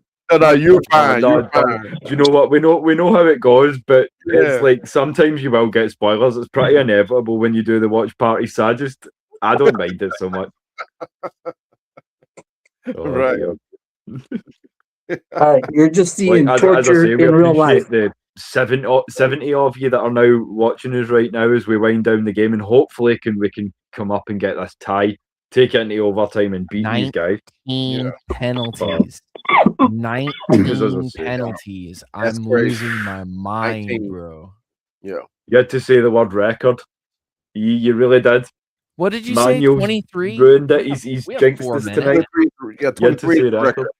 record. 23, 24. 23 penalties is the record, I think. We're at 19 right now. By the Raiders. Wow. At this point, if we did lose the game, like, we know that's how many yards does 19 penalties equate to?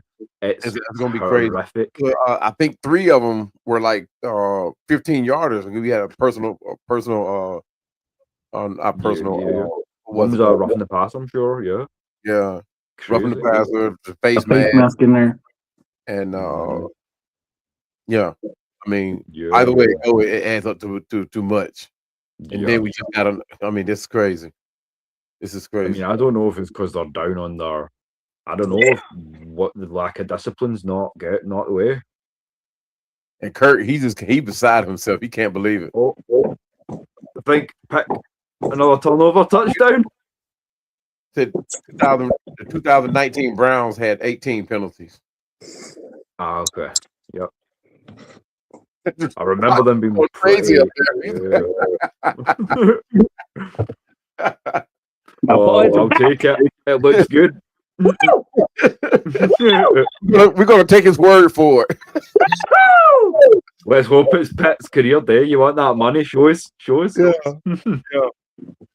Shit. That 3 touchdowns for Pitts. Yep. It's gonna be close. It's gonna be one of those typical Falcons games, man. I mean,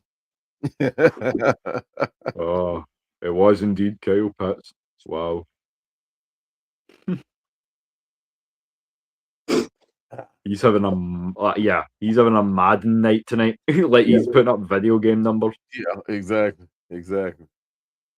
Yeah, exactly.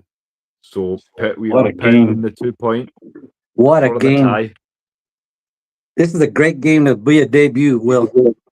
So We're glad to have you, man. Like we were kind of joking about in the chat, and I said words to the effect of, "We'd love your debut to have a win, but this season we really can't promise you anything." And he goes, "Oh no, I'll be in for the journey. Don't worry, it'll be all good." And it's actually turned out to be a hell of a game in the end. So I'm glad I stayed up for it. Normally, like with this team, my energy's dipping by now, but I'm all the way in. Welcome back, Dan. Oh, you just missed a touchdown. Kyle Pitts, number 3.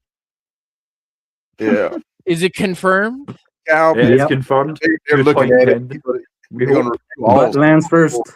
but the butt hit the ground first, or it may be even if it hits The ass hit the grass. Don't take it. Don't take it away from me.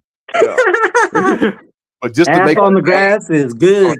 touchdown. That's it. Woohoo! Oh. Yeah. I need to mute myself and just go nuts.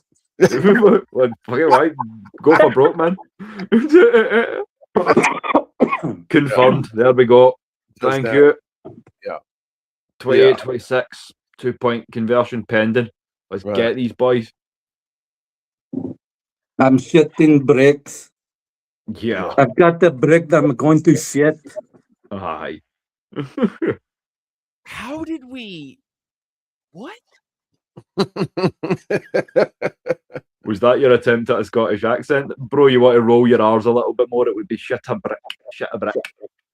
Shit the brick. I'm That's going a to bit shit the better. brick. That's a little bit better. Shit the brick. Shit the brick. Yeah. I got to shit the brick. Nice. Now, here's That's the all As I important say, a sports show, guys. here's an all important question that's going into the season, right? Even though Kyle Pitts has had this monster of a game, you know, he had a pretty nice few games last games. Do we still keep him at the end of the season? Stop. Let's not have this conversation right now. The night is still young. I mean, Maybe he'll throw in. Maybe he'll try to catch a pass and it'll be intercepted. Who knows? Just give it a moment. And you know what? And I said at the beginning of the season that we should have never. I mean, not beginning of the season, but we should have never signed him to that. We should have never picked up his 5th year option. We should have dealt him when we had a chance. When Kansas City became calling, I would have traded that. I would have traded him to Kansas City. I really would have. I would have taken that. But the rumor is that they were offering a 3rd. Yeah, I would have taken. Yeah, I would have taken it too. I would have taken that. I would have maybe even tried to bargain with them and say,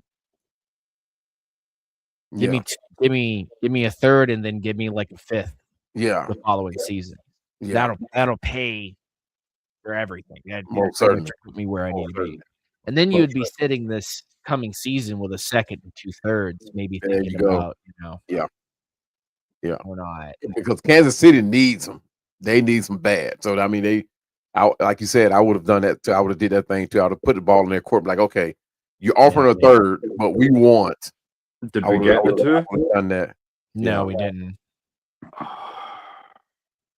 Yeah. Now that presents a bit of a problem, doesn't it, boys? Yeah, big time. And that's going to stem back from missing the first 2-point conversion. Why would you 2-point conversion there? You missed the 2-point here. You missed the 2-point here. The goddamn game should have been tied. Now when you're away, when you play away, you play the tie. When you play at home, you play to win. There you go. 100%. And I'm going to put this down to coaching because Yeah, there's an F-bomb coming. Why the fuck are you running a 2-point conversion in that situation? Yeah. Make it make sense to me, boys. Yeah. It don't make sense. It's not in the coaching book 101. Yeah, that's how you do it. If you lose this game, it's on Raheem and Raheem alone. All the more reason. It's win-win, boys. We win the game, or we're one step closer to a new head coach. Right. Yeah. That's it. Yeah. Yeah. Let's go defense. Come back. You're probably going to look at this and say, as a Falcons fan, optimistically, we really did work really hard tonight. This Bucs team's not that great. Yeah. But we did work. We put the work in tonight. Yeah. Oh yeah, he's gonna kick off the. Yeah, this is like a strong showing by the Falcons tonight. It's a strong showing. On the negative, though, you're going to end up saying that Raheem still could have made this just by taking the extra point. You would be 22-28 right now. We've taken the long way to get to where we are. Yeah. Albert Molina says we got to find a way. I think Raheem means find a way to lose. We just misunderstood him. You know what? That's hard to argue against. After that type of decision, when you go on a 2-point conversion and you're away at Tampa Bay, you're not picked to win this game, fool. Yeah, and that's kind of what I was saying a little bit earlier on. That's one of my biggest drawbacks. He can tell you, he can write you 1,000 words and tell you nothing. Yeah, and I just wish he was more forthright about where he felt like the problems were, because he takes no accountability. He doesn't say, look, the issues are I need to be better. He says we need to be better, but he doesn't specifically say what the issues are, when we know and he knows what the issues are. So for sure. That special teams kick, I don't know where that came from. That's going to be a factor. You know, even though it was we end up getting an interception, it's still gonna be a factor. Like, why would you allow that to happen? You know, that's one thing that, like, as a head coach, you looking at your special teams coach like, what in the world? You know, brought in Marquise Williams was quite high on my list of heads to roll when the season went south as well, because like you specifically keep let's just, for the conversation's sake, say a quarter of your 53-man roster is made up specifically because of the level of contributions they can make to your special teams. Right. So when your special teams are struggling and your roster's depleted to the level that it is, you start questioning, why did we even have these guys on the roster to begin with? Yeah, exactly. Yeah. Third and short. I don't know. We have 3 timeouts. We've got the 2-minute warning. Our defense can get a stop. We're still in this. Oh yeah, we can cover Raheem's goddamn mistake. The team's gonna have to take it on their shoulders. Yeah. No faith in this head coach, man. You got to just do it yourself. Yeah, exactly. Do it your damn self right here for pride. Do it like Ray McLeod did it. Buck the system. Just hey, amen. Fuck the system. Fuck you. I won't do what you tell me. Get that Rage Against the Machine going. I tell you, that pride is one thing that'll kill a head coach too, and in that situation, it killed Raheem. I mean, granted, you may not have liked what Ray McLeod had to say, but it's one of those things where you keep behind closed doors. You know what I mean? And that's one thing. Like, going into next season, the first thing, whether it be Raheem or whoever the head coach, get rid of all the drama that has surrounded our team. This is not Atlanta. Drama, we do Atlanta does drama with the civilian world. We don't do it with the Falcons. You know, we come and play football. Is you know, this is new to us, so we can't handle this. Even as fans, we can't handle it. I was going to ask you, do you feel like it's the sign of a weak character in coaching that you can't take criticism? Yeah. He said it in his interview when he was with the Bucs. Mm-hmm. He said that he always comes into work every single day thinking that he is the best at his job and what he does. And then the reporter asks him, or the interviewer asks him, but like you've had a losing record recently, like you haven't been doing well. And he goes, yeah, I might get a little upset, but like, and you hear his like tone change, and then his tone back, and he's like, but even if we're losing, I'm still the best at losing. Like, wow. Never. Like, it reminds me of that. It will never. Yeah, Jim Kelly and Enter the Dragon. When defeat comes, I won't notice. I'll be too busy looking good. It's kind of giving me that kind of thing. I can't imagine a Jerry Glanville coming to here saying something like that, or Dan Reeves saying something like that. I can't do it. I can't. I mean, to someone to say, "I'm the best." I can see an Arthur Smith coming in here. Arthur Smith would never. He would have been an interesting visual to be fair. I'm the best damn loser you've ever seen, and you're gonna lose right with me on the couch. Right. Great stop. Yeah, I mean, I don't know, and I actually vouched for Raheem coming here, because of what he did while he was here as a well, he wasn't the defensive coordinator, but he was on that defensive side, on that defensive team, and wide receivers. And I thought that with the way he got players to to gravitate towards him, I thought he would be that the ideal candidate for the job. I actually liked the idea, because when he was here, people gravitated to him. They did what they expected of him. I mean, well, what he expected of them. And like whether you played offense or defense, when players came off the field, they went and surrounded themselves with Raheem. They went over there to him. They shaking hands with him, they high fiving him. So when he became head coach, I was like, okay, this might work, but obviously, I just don't know. I don't know if this. And even during the draft, I'm like, okay, Raheem does not have a hand in on this, or during the practice times, I'm like, okay, Raheem is still not having a hand in on this, because there were decisions being made. I'm like, this is nowhere near the game plan I'm thinking that thought that he said he was going to implement, and it didn't happen. So I really don't know. I just like this whole season has been like a question mark, especially on the win side of the thing. I mean, it's been a whole question mark. Why would you bring in so many of these rookies and you don't develop them? You put all of them on the practice squad. You know what I mean? Yeah. But and I think the only fact that this defense is working now is because of Jeff Albrecht. Yeah. Simply. I mean, he made it happen. Take it.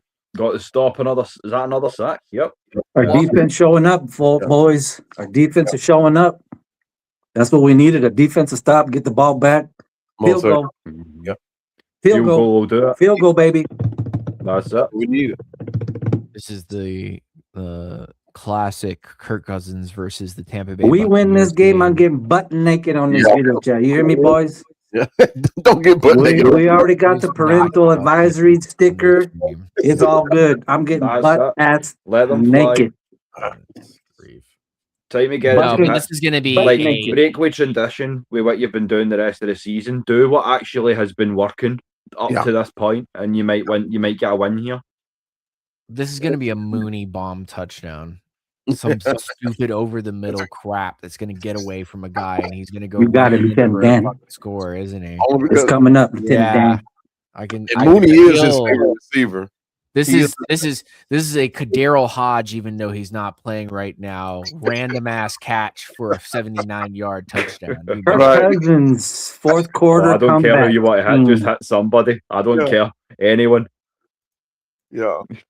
Kirk Cousins, fourth quarter comeback team. It won't be Bijan. It'll be like you said. Or it might be even David Sims. No, David Sills drop touchdown becomes the ending touchdown for the Falcons to win the game over the Bucs. A minute 49 left. Pulling guard. No, do you know what? Screw it. A pulling guard screen to Lindstrom. Throw Lindstrom the ball. Kirk Cousins, 31 career game-winning drives, 5th all-time. I like that stat. 1 minute and 49. This is why we pay him the big bucks. Seconds left field goal for a field goal at the last second there. Wow. No way, right? Woo! This is gonna. Doc, you better calm down up there. I'm telling you, Lieutenant Dan, die hard. I'm looking for him to come down through my ceiling here. Like, I am. Right? Boom. Right from your video, my video, yours. Of course, it's David Sills, bro. Well, you know what? Make mine a double. I'll jump across. No way, dude. Oh dear. No way. Well, do you know what? As Here we say, Topsy Turvy World, they're a Falcons fan. Anything that could go wrong has gone wrong tonight, but it's been a good game and an even better show. You guys have been great company, man.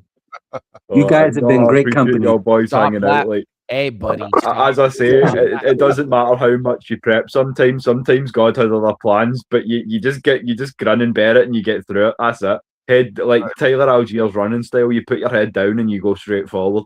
Of course, Sills would catch a 10-yard automatic catch. Of course he would. We just talked about it. Of course he would. It makes a great. We had to will it into existence.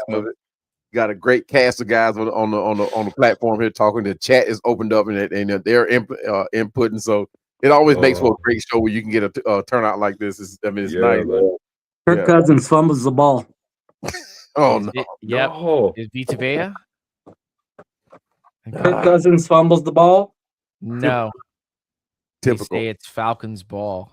Yeah. Stays with us. Minute 31. Keep it moving, boys. Like I said that There's the first gonna time be we a played them, review. like Vea Where and Cansey, is and that that was flag? no joke.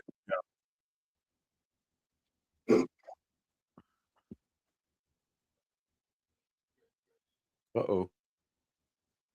Are they going to review this? Because they're saying that Hassan Reddick was the one that recovered the ball. He does fumble it. He does fall back on top of it. Yeah. What a crazy game. Wait a minute. Very great. Here, I want Raheem gone. So what are we doing here? Yeah. The real enemy is Lieutenant Dan, we want to win. Because there was a flat holding on about how he's going to burn down the nearest Waffle House. We need to stop this man immediately. Come on, Lieutenant Dan. And we want Raheem going, but yet we're rooting for a win. Oh, I don't give a crap. Duality of the Falcons. A W. At full Oh, forward. man. Oh, nice. Jake I don't want to see the world burn, just the Waffle House. God, 2nd and 28. This is no, bro. Falcons, bro. Come on, Jake, you're better than that. 3rd and 28. They need like a mega bomb. Yeah. That's not coming. Jake Matthews. After I gave him a compliment. Let me step away for a second, guys. Father Time No is problem. undefeated, Yeah, that's it. and Jake way Matthews is to get getting around that, towards I'm the end afraid. here. He just underthrew him like really bad. Kirk had no drive on the ball at all. I don't think Kirk has much drive left on the ball. Lack of arm Nice, strength. a few nice throws, but it's nah, I think. he's probably cooked. If I had to take a vacation to Scotland, Mm-hmm. what would be the first thing that I would eat? Well, that would depend. Chances are, if you're coming by plane, you Fellas. get off at Glasgow Airport. So, Fellas, the game is getting really good now. I wouldn't eat in the airport. Woo! But Okay. I get out of the airport. yeah, like I don't know.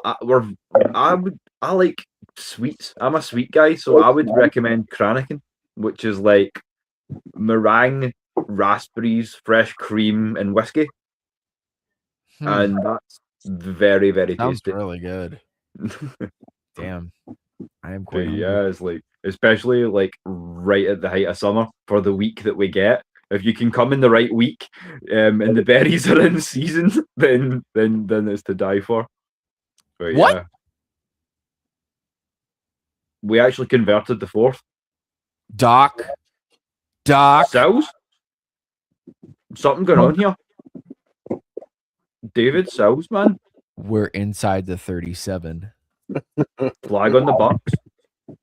Getting good, boys. David Sills has become that guy. Oh no, David. Getting good, boys. That guy. Wow, man. Oh no. Did you ever good, boys. Before this time started. Yeah. Getting I've good, gone to Dr. David. anybody but Dr. South State. Come on, David. Getting good. I don't know how he made it to the team, but welcome. Yeah. Do it again. In the end zone. Yeah. Oh man. First Fellas, and 5. I'm woo. Yeah, we're Come in on, field man. goal A field range. goal will do. A field goal will do. Well, we're just outside of field goal range, technically. We need like 10 more yards. First down, Darnell Mooney. Okay, 6 yards right there. Boom. Let's do it. We are now Come on, technically boys. in field goal range. Yeah. Do we have any timeouts? We have None. yep, nobody has any. Nobody has any timeouts. They should have Yeah, 2. that's a fair point, Brandon. Sills has gotten some separation this season. He's got open. It's just his hands have been lacking. Yeah, I would agree with that. Are we going to win this game? What? Oh, man. I hope so. What? No, we're going to miss the kick, right? Like I told you. I'm coming to Florida. For everything that's went. I'll find you. For I'm coming everything for that's you went to up get our eye tonight, man. Don't do it. Don't do it like that. Oh, Right here, boys. This game is Let's go. ours. Oh man. do it. 4 seconds. Come on. 45-yarder. Look at Evans. He's already going to the locker room, it looks like. 43-yarder. Let's go. Come on, Zane. I'm just gonna. We're not falconing. Yeah, they're just gonna keep running the Yeah, clock down. We're gonna Good falcon. decision. Run the clock down. Don't leave any time on the clock for Baker. Mm-hmm. That feel when you falcon. One more run play or Come on, yeah, Zane. You've got this. yeah. I'm trying not to get too excited at all. Lieutenant because Dan! kinda like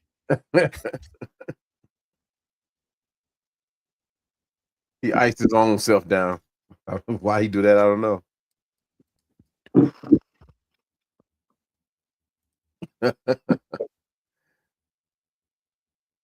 Raheem looks like it's- he's about to get fired. Like his face is just like the most fireable thing. Yeah. He's sitting there like, if you don't make this kick, What I'm cooked. every game his face gets his eyes get redder and redder. So Yeah, I mean and more sunk in. Like, Yeah, like, more like the inevitable understanding. But, that I mean, you're look gonna at get him. fired, like look at I mean he's just waiting for the season to end because he knows it's coming. Oh, All right, let's go on through this thing. freaking way, dude. Ay. No freaking way. It's time for me to grab my stress ball, y'all. I mean,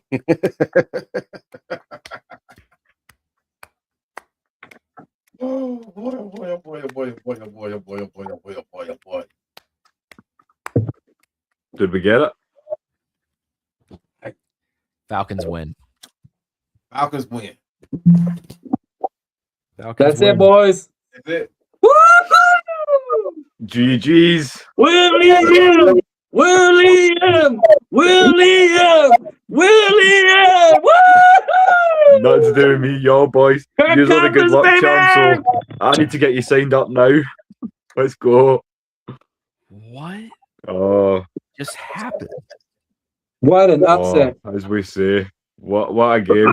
Did they really just Bye. down? Bye, Tampa Bay. Audi. Oh, Yeah. what a game. Panthers #1 now. Well, as we say, what is this world? No, we just Like, held I don't know. number one. Oh, What are That we is a doing? team bailing out the head coach. That is crazy. That is a team bailing out the head coach.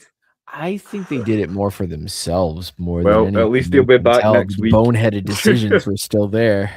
Woo! Those were dudes playing to win a game. William! yeah. Do you know what? Your first night on the screen, boys, and we got to share a win. What a game. And you know what? Like that's a good as time as any, because while the guys are going crazy, I'm going to remind you all that we here at AFN are the voice of all the fans from around the world. So if you want to earn your kilt, you know what to do. Contact the guys on the panel. Let us know what to do. We've all got solo content coming. We'll be all coming together for more good stuff. You're going to catch more Kettle sessions as well. But I think we're going to go and have a wee party in the back right now. But we appreciate you guys, so many of you, with all your chats, all your great takes and everything like that. But before we do, I'll go around and get everybody's last thoughts and where you can get at them. So we'll start with the newest blood into the building, and we'll go back around. So Manuel, you were the last to come in tonight. So as I say, you've got your new project coming up, the Sports Fix. So tell the people about that. Goodness. Yes, it's a lot of work in progress. Atlanta Pandemic Sports Fix is set to air at the beginning of the year, and that channel is going to basically gear toward all Georgia sports, professional sports. Right? There are a lot of sports here, professional sport, that are not getting the exposure. I didn't learn to this year that we have a playoff volleyball team. So I mean, we got a new hockey team coming on, and then with the FIFA soccer experiment coming to Atlanta, it's going to be huge. So I haven't played soccer since high school, so I mean, but I've always watched it. I've always enjoyed it. So yeah, I'm going to still continue with the Atlanta Falcons Fandemic, because that's my blood.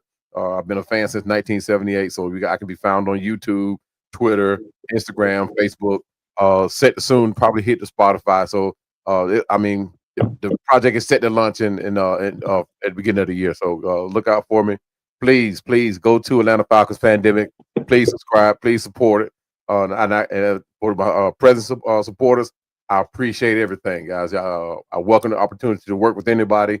So just give a shout out, and thanks again for having me on with you. Yeah, always a pleasure. Always a blessing to have you on, as I say. And one of the guys that's more than earned his kilt at this point. He's been through the ringer with us this season, so we appreciate it ever so much. And as I say, if there's anything I can do,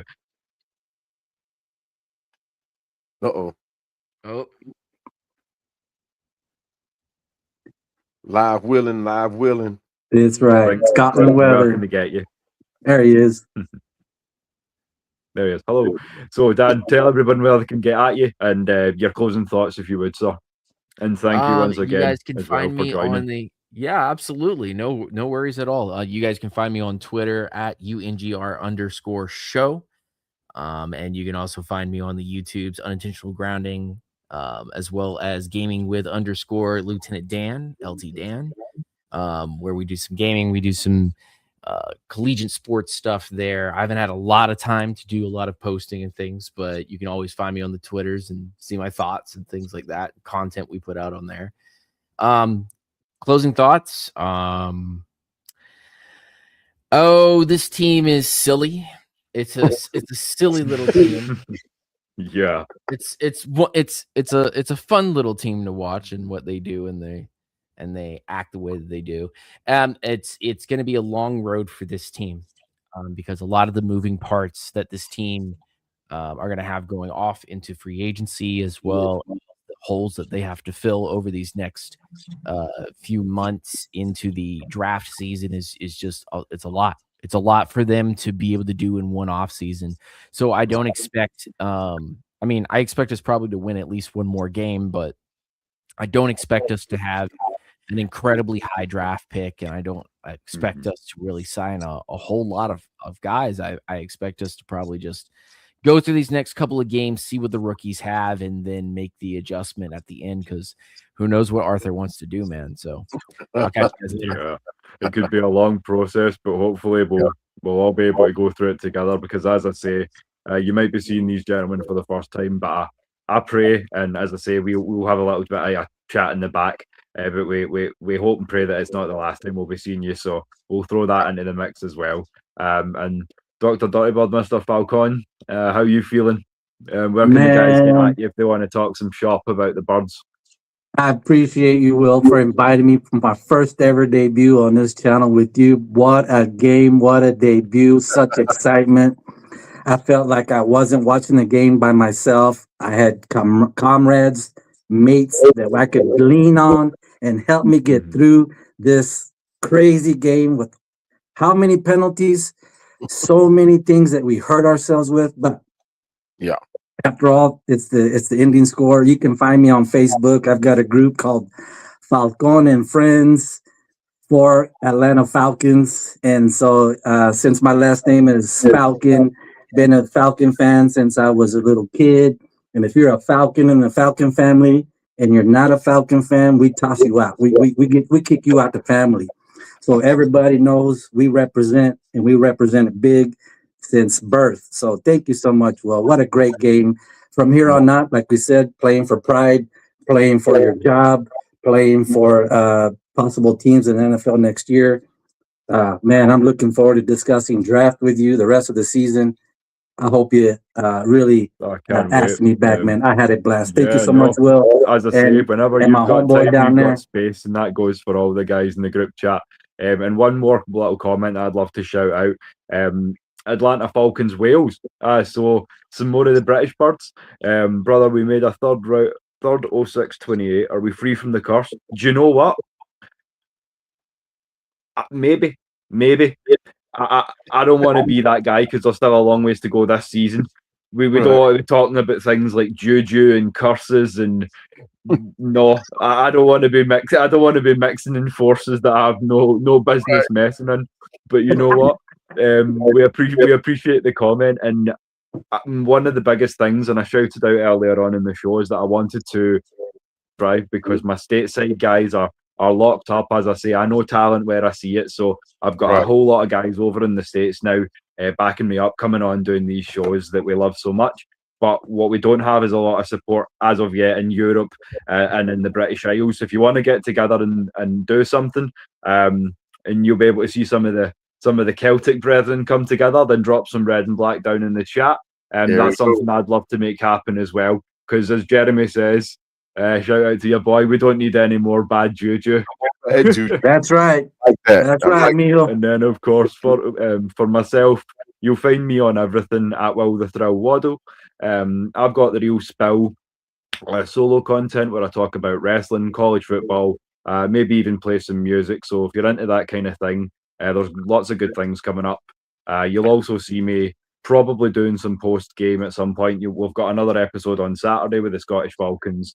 We decided to give Des the night off because, as I say, he's been grinding from Portugal. So we better let our boy get his holidays and get a bit of a breather. But he will have a nice surprise to wake up to in the morning. So no spoilers, please. If you're hitting up Des, just don't mention the score until tomorrow.